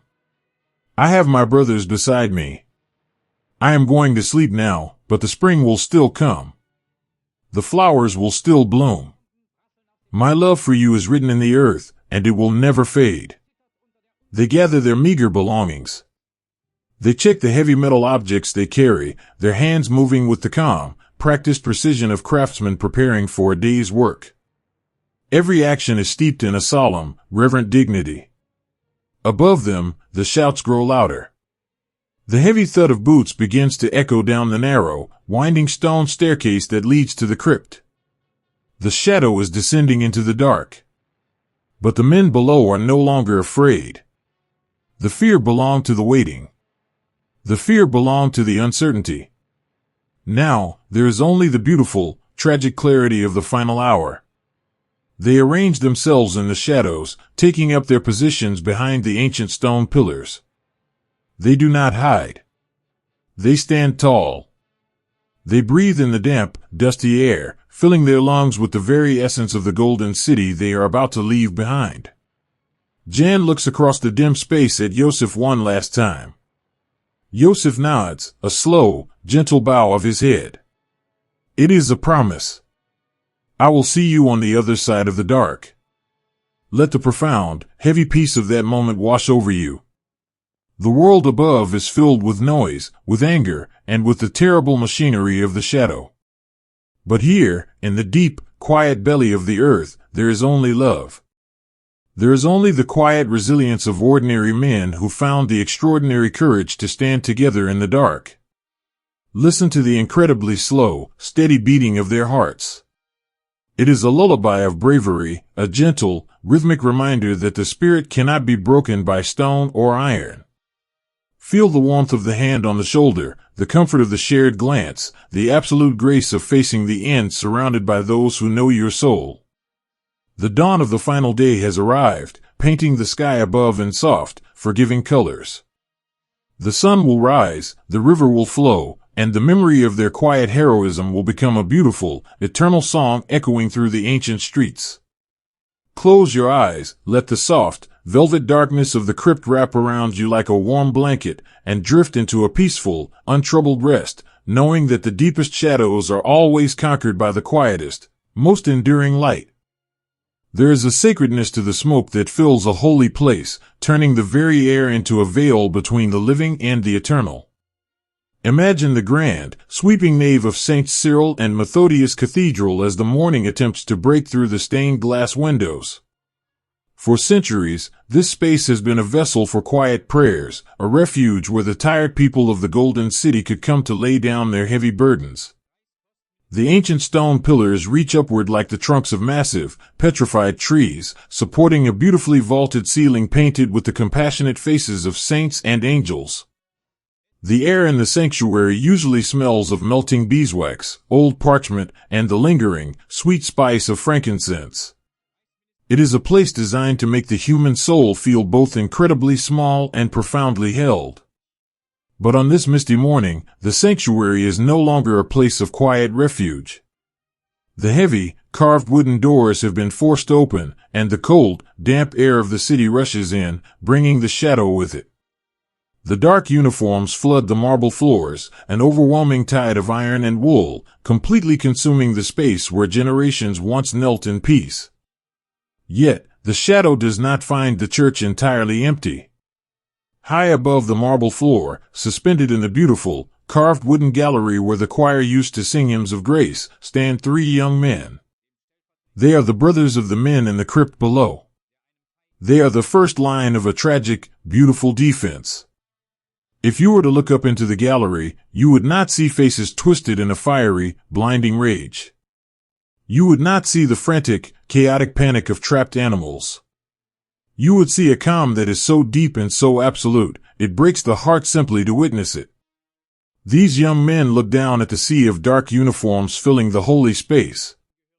They see the sheer, impossible numbers. They know, with the quiet certainty of the changing seasons, that they cannot win this day. The mathematics of the morning are entirely against them. But they have not chosen to stand in this high gallery to conquer. They are standing there to say, to the shadow and to the world, that the spirit of their homeland is not a fragile thing that can simply be swept away. They are fighting for dignity. They are fighting to buy a few more precious, quiet hours for their brothers resting in the deep earth below. The defense of the sanctuary begins, but let us not listen to it as a terrifying roar of violence. Let us listen to it through the soft, softening lens of a tragic, slow-motion memory. The heavy echoes of the struggle rise into the cavernous space, bouncing off the stone walls and the painted ceilings. It sounds like the cracking of dry, heavy branches in a deep winter forest, a series of sharp, sudden fractures breaking the stillness of the morning. With every exchange, a thick, white smoke begins to bloom in the gallery. The smoke pours over the carved wooden railing, drifting slowly downward like a heavy, unnatural snowfall. It catches the morning light filtering through the stained glass windows. The beams of sunlight, colored in rich, deep shades of ruby, sapphire, and emerald, pierce the thick white haze, turning the air into a surreal, glowing tapestry of light and shadow. The sanctuary is transformed into a hazy, golden dreamscape, incredibly beautiful and profoundly sad. Up in the choir loft, the air is thick and incredibly hot. One of the young men kneels behind the wooden balustrade. His face is covered in a fine layer of gray dust, his eyes squinting against the stinging haze. He moves with a slow, deliberate rhythm, his hands remarkably steady. He does not fire wildly into the dark below. He moves with the careful, solemn precision of a craftsman performing a heavy, necessary task. He is not thinking of the uniforms below him. He is thinking of the hidden hearths. He is thinking of the brave, quiet mothers who risked their own lives to hand him a warm bowl of soup in the middle of the night. He is thinking of the old men who nodded to him on the street, offering silent blessings. With every action he takes, he is weaving a protective shield around the memories of those kind, ordinary people. His defense is a profound, overwhelming act of love for the families who sheltered them. Beside him, another brother suddenly leans back against the cold stone wall of the church. The energy slowly leaves his body, like water draining from a cracked porcelain cup. He slides down the wall, coming to a gentle rest on the wooden floorboards of the loft. The storm has caught him. The third brother instantly stops what he is doing. He drops his weapon to the floor and crawls through the thick smoke to his friend's side. In the middle of the overwhelming chaos, in the very epicenter of the shadow's fury, there is a moment of pure, heartbreaking tenderness. The uninjured brother pulls his friend into his arms, resting the weary head against his own shoulder. He reaches for a small, dented tin canteen and brings it to his friend's lips, letting a few drops of cool, precious water soothe his dry throat. He takes a piece of torn, clean cloth and gently, carefully presses it against his brother's side. His touch is as soft as a mother tending to a sleeping child. "I am so tired," the wounded brother whispers, his voice barely carrying over the heavy echoes echoing through the nave. His eyes are losing their focus, staring up past the smoke toward the painted ceiling. "I know, my friend," the other whispers back, leaning his forehead against his brother's hair. "You have carried so much. It is almost time to rest." "Did you see the river this morning?" the fading brother asks, his mind already beginning to drift away from the smoke and the stone, wandering back to a brighter, quieter day. "The water was so clear. I think the fish will be biting near the old bridge." "Yes," his friend murmurs, fighting back the heavy tears that burn in his eyes. He strokes his brother's shoulder, a slow, rhythmic, comforting motion. "The river is beautiful today. The sun is shining right on the water. Sleep now. I will watch the water for you." The young man closes his eyes. He takes one final, slow breath, a deep sigh that seems to release all the terrifying weight of the past few months. And then, he slips away. He leaves the smoke, the noise, and the shadow behind, falling into a deep, untroubled, and eternal sleep, carried away on the gentle currents of his own peaceful memories. The brother left behind gently rests the quiet head on the wooden floor. He traces a thumb over his friend's cheek, an incredibly gentle goodbye, before turning back to face the vast, overwhelming ocean of the dark. He does not fight with vengeance now. He fights with a quiet, beautiful sorrow, standing as a solitary lighthouse against a rising tide. Far below, buried deep beneath the heavy marble floor, the world is entirely different. In the absolute, pitch-black dark of the crypt, Jan and Jozef sit on the freezing, damp stone. They cannot see the glowing, colored smoke. They cannot see the tragic, beautiful defense of the choir loft. They can only hear it.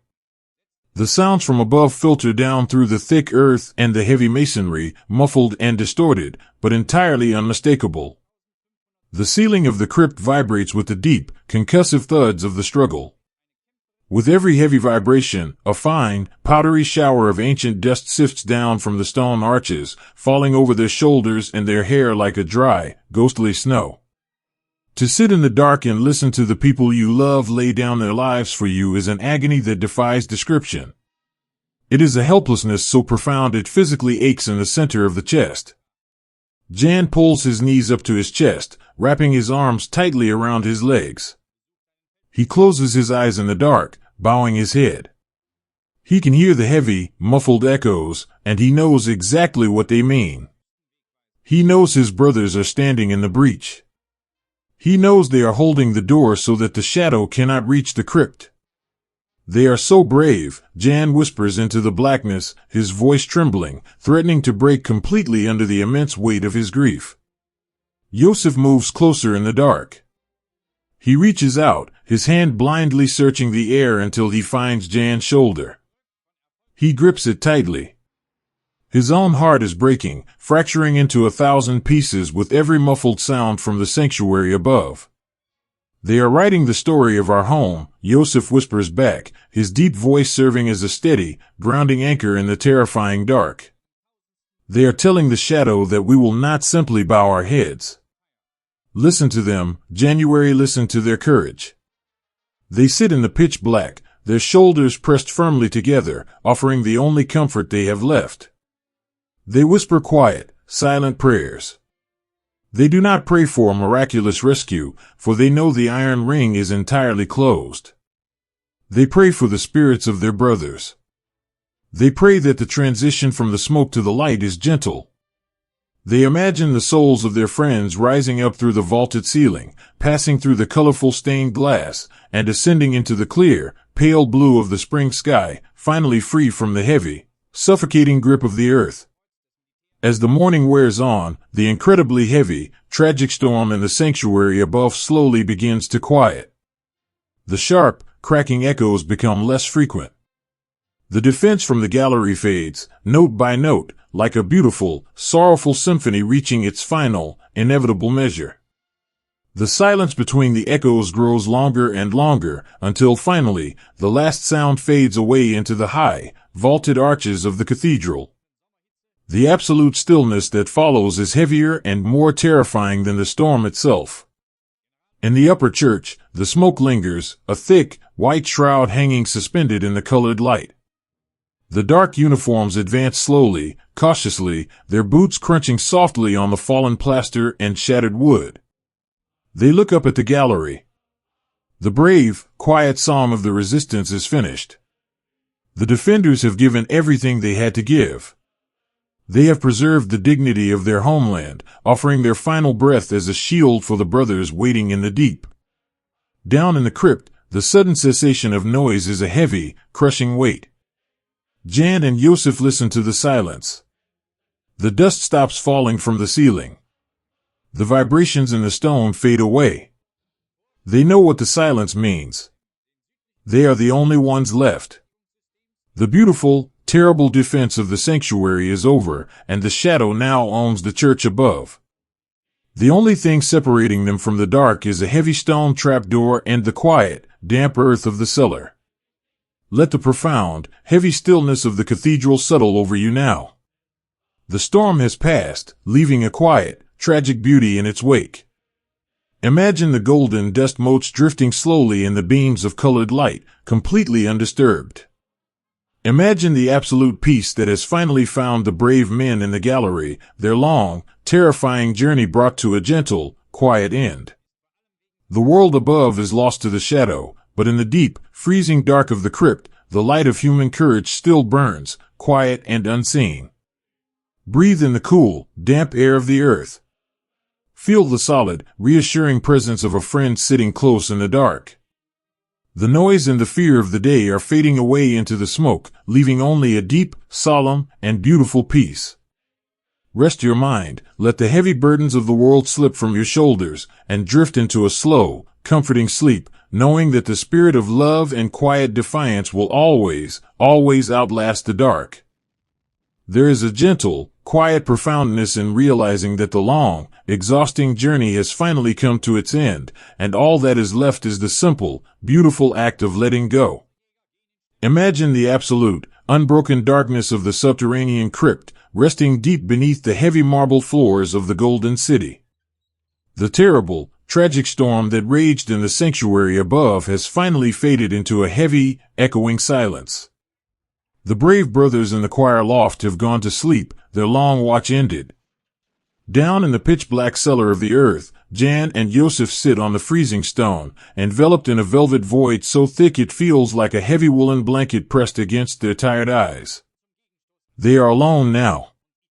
The world of the living has been entirely sealed off. There is no sunlight, no fresh spring breeze, no sound of the river winding through the ancient town. There is only the damp smell of the soil, the ancient masonry, and the slow, rhythmic beating of their own exhausted hearts. For a long, suspended moment, the crypt is a sanctuary of absolute stillness. The terrible anxiety of the hunt has been replaced by a strange, hovering peace. They have stepped out of the rushing current of time. But the shadow above, angry and relentless, has not forgotten them. The shadow knows it cannot easily reach down into the dark to pull them into the cruel, unforgiving light. And so, the shadow decides to send the dark down to them. The profound silence of the crypt is broken, not by the heavy thud of boots or the shouting of harsh commands, but by a sound that is chillingly, beautifully natural. It begins as a soft, rhythmic dripping. A gentle patter against the stone, like the first tentative drops of a spring rain. Then, the sound grows. It deepens into a rushing, cascading melody. From the small, narrow air vents high up near the vaulted ceiling, water begins to pour into the dark. The fire hoses from the streets above have been turned toward the sanctuary. The shadow intends to slowly, methodically fill the stone box, forcing the ghosts to rise to the surface or be swallowed entirely by the deep. Listen to the sound of the water falling in the pitch black. It crashes against the stone steps, turning them into a rushing, subterranean waterfall. It splashes against the uneven floor, a chaotic, echoing symphony in the enclosed space. The air in the crypt, already damp and heavy, becomes instantly freezing. The spray of the falling water casts a fine, icy mist throughout the room, settling on their faces, their hair, and the rough fabric of their borrowed coats. Jan sits in the dark, pulling his knees tightly to his chest. The water on the floor begins to pool. It spreads across the stone, reaching the thick leather of his boots. It creeps higher, soaking into the wool of his trousers. The cold is immediate and breathtaking. It is an icy, numbing shock that bites all the way down to the bone. In the total darkness, the sensory experience of the rising water is overwhelming. They cannot see the flood, they can only feel it swallowing their world inch by agonizing inch. Yet, there is no frantic panic in the dark. There is no desperate scrambling against the smooth, unyielding stone walls. The men in the crypt understand the language of the rising water perfectly. It is the final messenger. It tells them, with a cold and undeniable certainty, that there are no more hidden hearths to seek. There are no more maps to draw in the dust. The end of the story has arrived, and it is filling the room. As the icy water rises to their knees, Jan and Jozef move slowly, wading through the dark. They seek the highest point in the crypt, a small set of stone ledges built into the ancient wall. They climb up, sitting side by side on the cold, wet stone, pulling their frozen limbs as close to their bodies as possible. They are shivering violently, their teeth chattering in the freezing mist. The physical suffering is immense, but the mind, in its infinite mercy, begins to detach from the freezing body. As the cold seeps deeper, a strange, creeping numbness begins to take hold, dulling the sharp edges of the pain. They sit on the ledge, surrounded by the invisible, rising tide, and they turn to the only source of warmth left in the entire universe, each other. Jozef reaches out in the blackness. His large, trembling hands search the empty air until they find January. He pulls his best friend close, wrapping his strong, heavy arms around Jan's shivering shoulders. Jan leans into the embrace, burying his face against the wet wool of Jozef's coat. They hold each other with a fierce, desperate, and heartbreaking tenderness. It is a final embrace in the deep. It is the physical manifestation of an unbreakable, profound love. In that freezing, dark cellar, wrapped in each other's arms, they are a fortress that the shadow can never truly conquer. The water may claim their bodies, the occupation may claim their city, But this love, this quiet, beautiful brotherhood, belongs entirely to them. I am so cold, Jan whispers, his voice trembling, barely audible over the roaring echo of the falling water.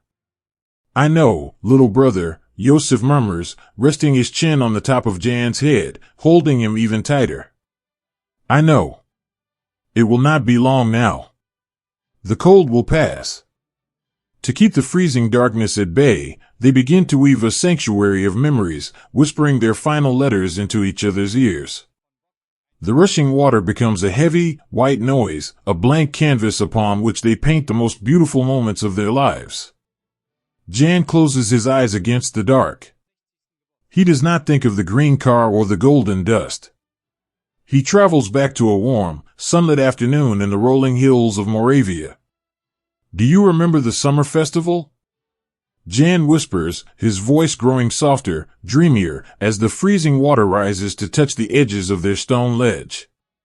The way the fiddles sounded when the sun went down? The girls wore ribbons in their hair, red and yellow ribbons, and they spun so fast they looked like blooming flowers. I remember, Jozef answers, closing his own eyes, letting Jan's voice carry him away from the damp stone and the rising tide. My mother baked sweet bread that day, Jan continues, a faint, fragile smile touching his pale lips. It was still warm from the oven. We sat on the grass by the river, and the sky was so blue it almost hurt to look at it. I want to go back there, Jozef. I just want to sit on the grass in the sun. You are there, Jozef whispers gently, stroking Jan's wet hair with a numb, trembling hand. You are sitting in the sun. The river is singing. Eat the sweet bread, January.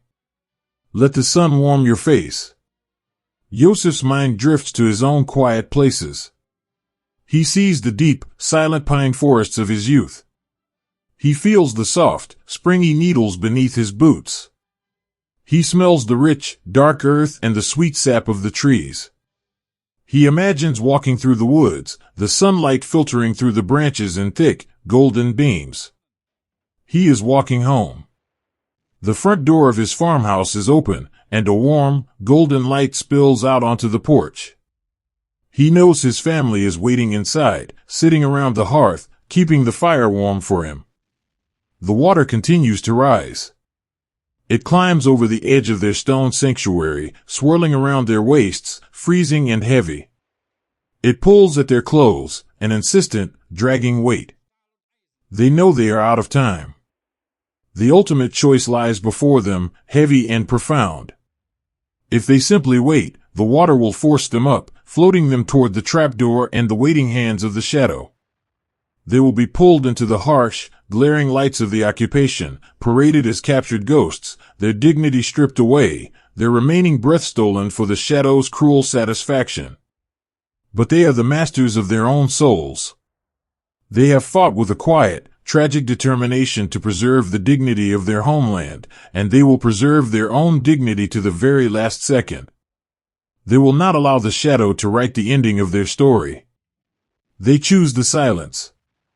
It is not an act of despair. It is not a frantic, panicked surrender to the dark. It is an act of ultimate, breathtaking grace. It is the quiet claiming of their own freedom.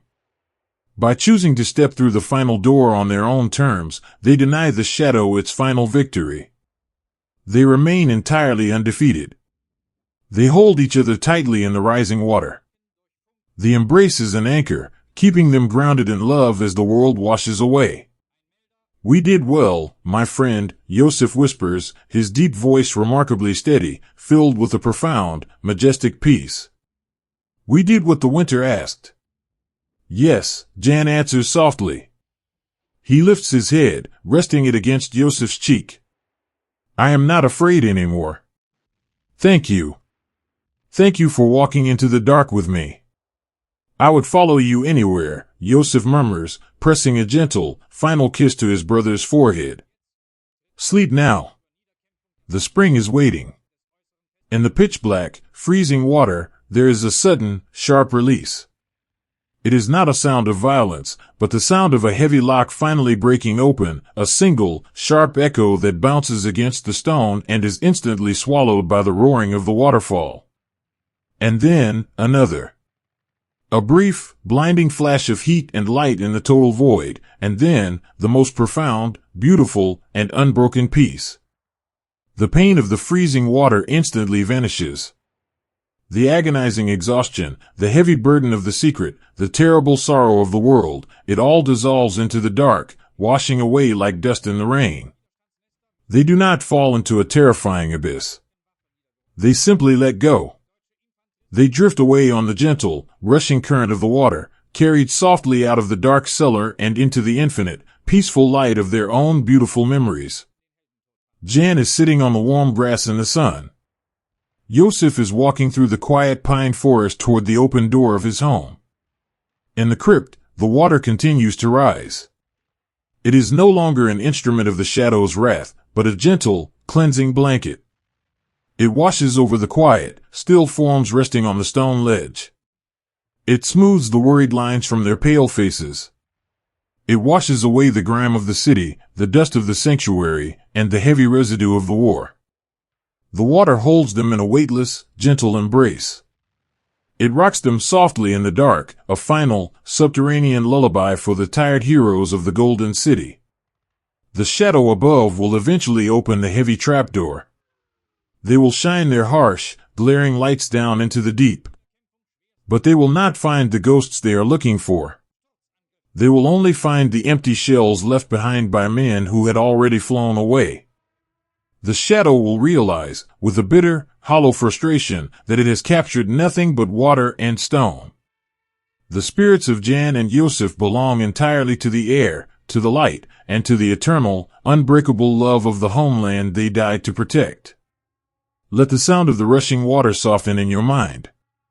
Let it transform from a terrifying flood into a gentle, soothing stream, winding its way quietly through a beautiful, green valley. The struggle is completely over. The heavy, agonizing weight is finished. The heroes are resting now, wrapped in a peace so deep and so profound that no army could ever disturb it. Breathe in the cool, clean air. Feel the comforting weight of your own blankets, the safety of your own quiet room.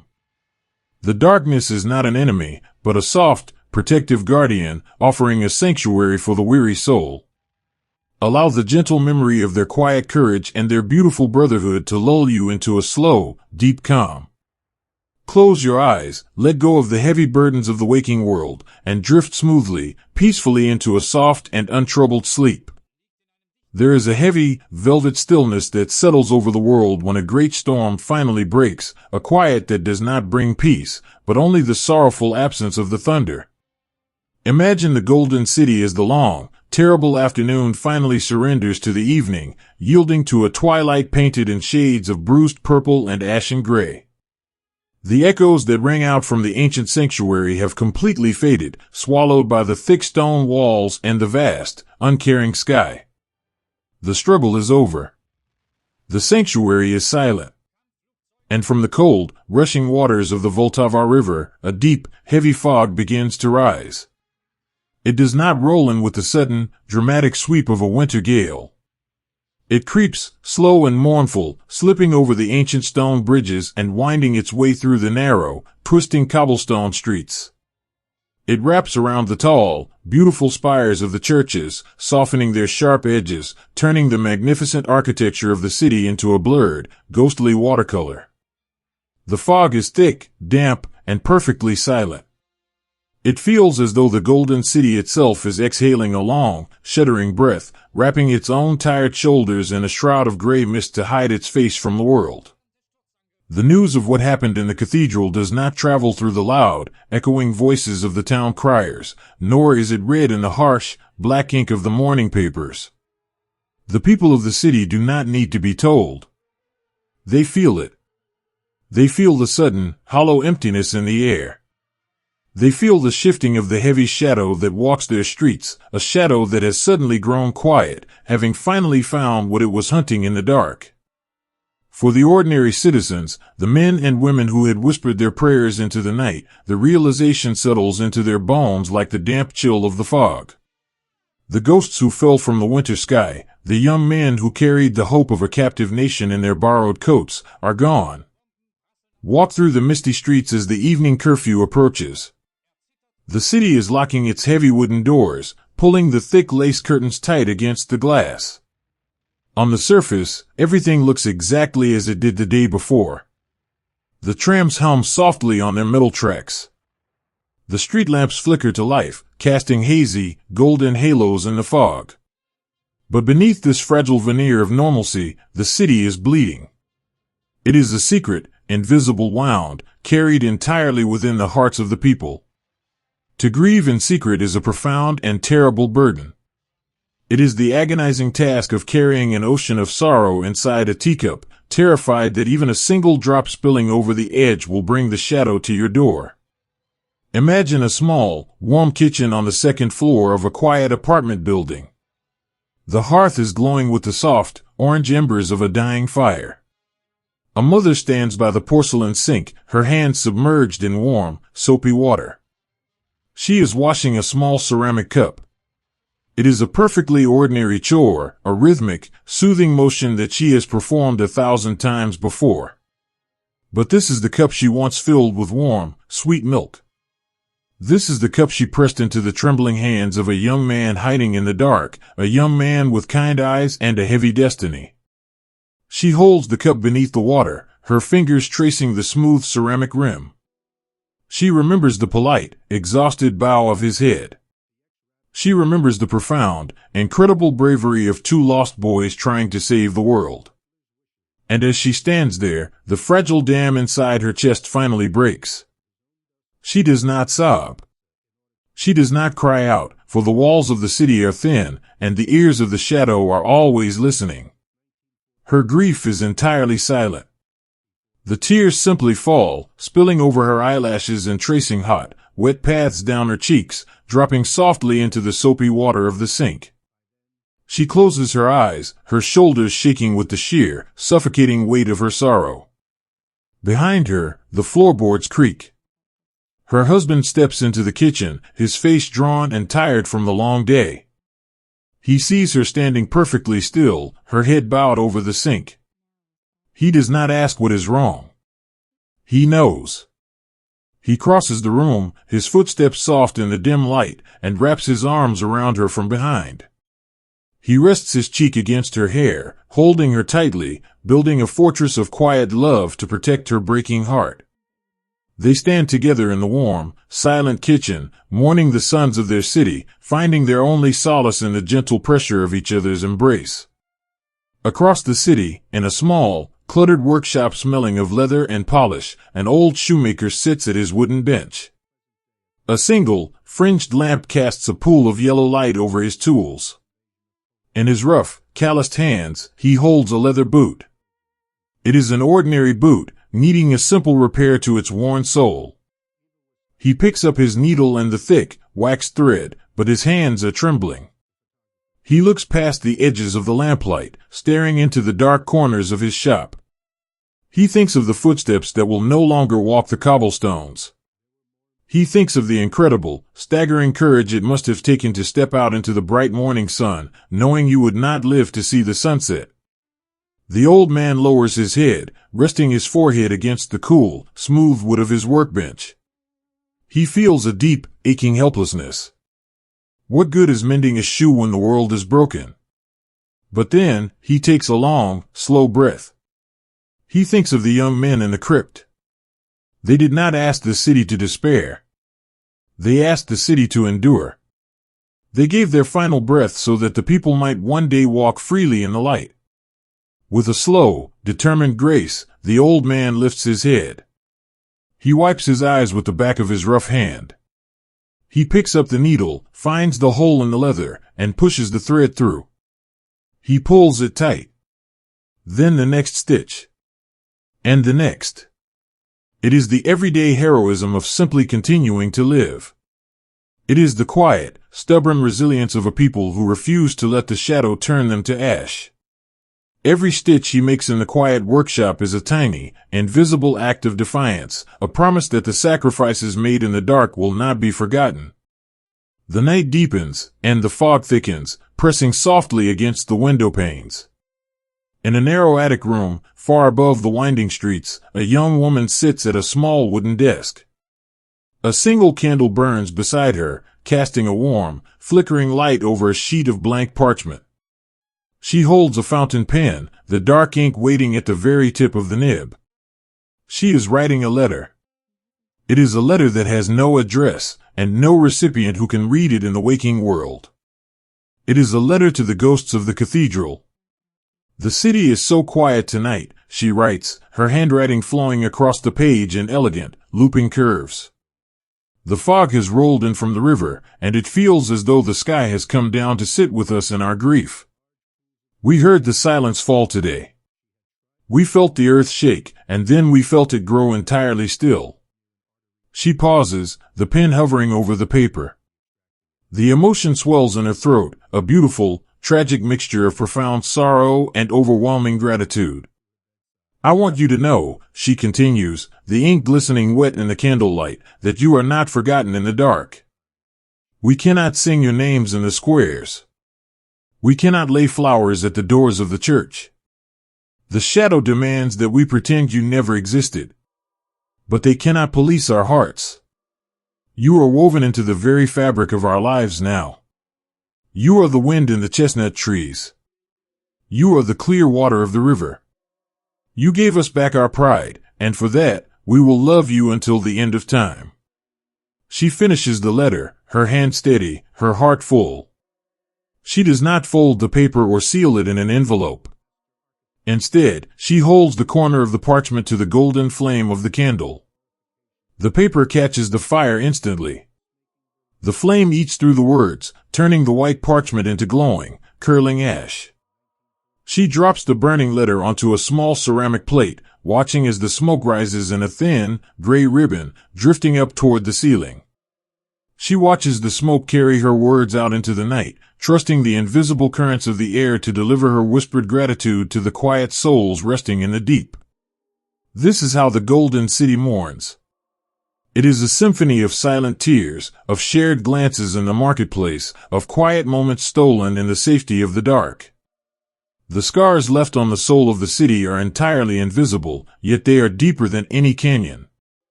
The citizens walk the streets the next day with the same measured, cautious steps.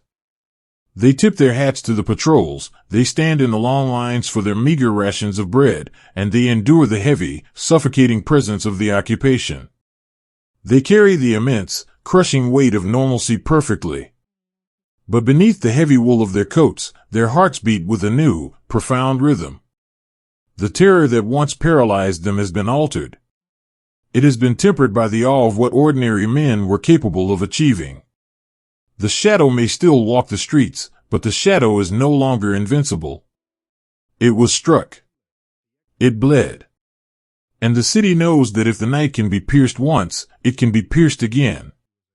The lingering fog wrapping the city is not just a shroud of mourning, it is a protective blanket. It hides the quiet rebellion of the spirit. It obscures the soft smiles shared between neighbors when the shadow turns its back. It softens the hard, cruel edges of the world, offering a gentle, misty sanctuary where the people can gather their strength. Let the soft, gray mist of the fog roll into your own mind now. Let it blur the sharp worries of the day, softening the edges of your thoughts until they are nothing but gentle, floating watercolors. The immense, tragic struggles of the world have faded into the quiet of the past. The beautiful, ancient city is resting, blanketed in the fog, its invisible scars slowly healing in the profound, enduring love of its people. Listen to the absolute stillness of the night. It is a peaceful, comforting silence, a lullaby woven from the quiet resilience of the human heart. The tears have been shed, the hidden letters have turned to ash, and the brave souls are finally, truly at peace. Breathe in the cool, damp air of the evening, pull the warmth of your blankets a little closer, and let yourself drift away into a deep, untroubled, and beautifully quiet sleep. There is a profound, eternal promise written in the stars that reflect upon a moving river, a quiet assurance that no shadow can ever stop the flowing of the water. Imagine the Vltava River as it winds its magnificent, slow path through the very heart of the golden city of Prague. It is the deep, dark, and perfectly still hours of the night, long after the cheerful noise of the day has faded into a hushed silence. The sky above is entirely clear, a vast, velvety expanse of midnight blue, dusted with thousands of tiny, diamond-bright stars. These are the exact same stars that looked down upon the city centuries ago. They are the same gentle, distant lights that watched over the winding cobblestones long before the shadow ever arrived, and they are the same stars that remain, steadfast and beautiful, long after the shadow has been swept away into the fading pages of history. The river flows beneath the ancient, arched stone bridges, its surface catching the starlight and turning it into a shimmering, shifting ribbon of liquid silver. The water is incredibly peaceful. It does not rage, it does not hurry, and it does not crash against the banks. It moves with a slow, majestic, and entirely unstoppable grace. If you stand by the edge of the river in this quiet, holy hour, you can hear the soft, rhythmic lapping of the water against the ancient, moss-covered stones. It sounds like a lullaby, a gentle, endless, and soothing song that the earth sings to comfort its sleeping children. Look out across the city resting quietly along the riverbanks. The heavy, suffocating fear that once gripped these beautiful homes is entirely gone. The iron curfews have vanished into the mist. The heavy wooden shutters are no longer drawn tight against terrifying footsteps in the dark. They are left slightly open to let in the cool, sweet, and fragrant breeze of the night. Inside a warm, comfortable room, illuminated only by the faint silver glow of the moon, a mother tucks a heavy, handmade quilt around the shoulders of her sleeping child. She does not hold her breath, listening anxiously for a sudden, violent knock at the heavy wooden door. She simply smiles, her face soft and entirely relaxed. She brushes a stray lock of hair from the child's forehead with a gentle, feather-light touch, and breathes out a slow, contented sigh. She feels entirely safe. She rests her head upon her pillow knowing that tomorrow, her child will wake up and run through the green park, free to chase pale yellow butterflies in the sun, free to laugh out loud without ever having to lower their voice. This incredibly simple, beautiful, and ordinary peace was not simply given to them. It was bought. It was purchased in the freezing dark, paid for by the quietest, most extraordinary kind of love imaginable.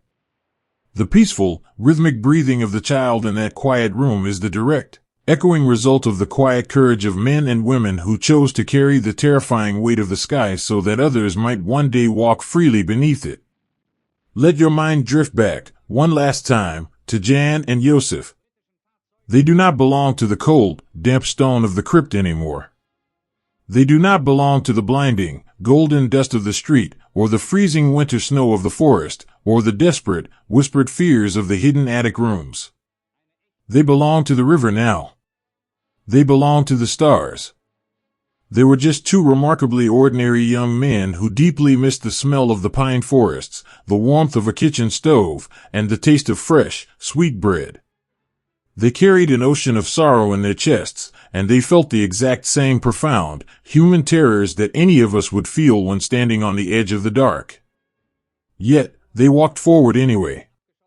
They stepped out of the shadows, not with a fiery, blinding hatred in their hearts, but with an overwhelming, protective, and devastating love for the people sleeping behind the drawn curtains. They were the invisible shield. They were the gentle, unbreakable hands that held the heavy door closed against the monster in the night. And they did not stand alone. Beside them, stretching out in a vast, invisible web of quiet resilience, were the everyday heroes of the Golden City. Remember the mothers who shared their precious, warm soup in the dead of night, their hands trembling but their smiles full of grace. Remember the fathers who knelt on freezing floorboards to unlace frozen boots with incredibly gentle hands. Remember the old men in the squares who offered clean white handkerchiefs and silent, protective blessings to exhausted ghosts. Remember the little girls in their white nightgowns who gave away their carved wooden toys to bring a moment of simple innocence to strangers hiding in the dark. These are the true, enduring architects of the peace that now rests so softly over the city. They did not wear dark uniforms or carry heavy weapons. They fought the terrible shadow with the single most powerful force in the human spirit, profound, unyielding kindness. They fought by stubbornly refusing to let the bitter cold extinguish the warm, glowing embers of their hearts. They fought by choosing to trust, to shelter, and to love, even when the penalty for that love was absolute ruin. A single drop of water falling into a river seems incredibly small, almost completely insignificant in the vastness of the world. But when that drop joins another, and thousands more, it becomes a mighty current. It becomes a gentle, unstoppable force that can carve through solid stone and reshape the very landscape of the earth. The sacrifices of Jan, of Jozef, and of all the quiet, brave families who helped them were those precious drops of water. Their individual, seemingly small acts of everyday heroism joined together in the dark, creating a powerful, invisible river of courage that flowed right underneath the heavy boots of the occupation. That river of love slowly, steadily washed away the foundation of the Iron Heart. It carried the fragile, beautiful spirit of the homeland through the longest, darkest, and coldest winter, keeping the hope perfectly alive and warm until the spring could finally return. Their story is not a heavy tragedy of lives cut short in the dark. It is a beautiful, soaring, and eternal triumph of the human soul. They proved, once and for all time, that the deepest, most terrifying darkness can always be pierced by the light of ordinary people choosing to do extraordinary things purely out of love. They became the very earth of the country they saved. When the gentle spring wind rustles through the blooming chestnut trees in the wide squares of Prague, that is their breath. When the morning sun warms the ancient, worn cobblestones, that is the lingering warmth of their shared, hidden hearths. And when the starlight catches the gentle, flowing water of the Vltava River, turning the ripples into liquid silver, that is the pure reflection of their quiet, enduring grace. As the night stretches on, wrapping the entire world in a soft, protective, velvet blanket, the golden city sleeps completely undisturbed. The heavy, sorrowful burdens of history have been gently laid down, carefully placed into the soft, forgiving hands of memory. There is no more watching the windows in fear. There is no more waiting for the dawn with a racing, terrified heart.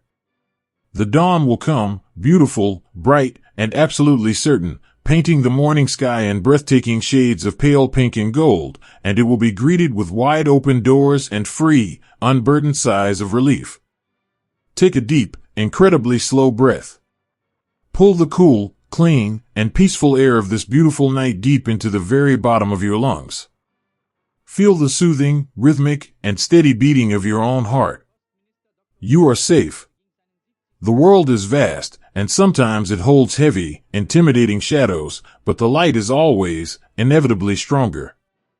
The light is kept alive by the quiet, everyday love of people just like you, people who care for one another, who share their warmth, and who carry each other through the dark when the road grows too heavy.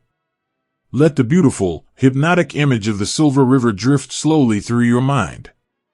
Watch the bright, diamond stars reflecting perfectly on the gentle, moving surface of the water. Listen to the soft, rhythmic lullaby of the current washing endlessly against the ancient stones. It is a beautiful song of peace. It is a song of ultimate freedom. It is a song of deep, untroubled, and eternal rest. The heroes are sleeping now, resting softly and safely in the eternal starlight of the beautiful city they loved so dearly. Their long, exhausting watch is finally over, and their brave, quiet hearts are forever at peace. Close your eyes. Let the heavy weight of the waking world slip completely away from your shoulders, carried down the Silver River and out toward the vast, quiet sea. Surrender entirely to the absolute, comforting stillness of the night, wrap yourself in the gentle, protective warmth of the stars, and drift away, slowly and beautifully, into a perfect and endlessly peaceful sleep.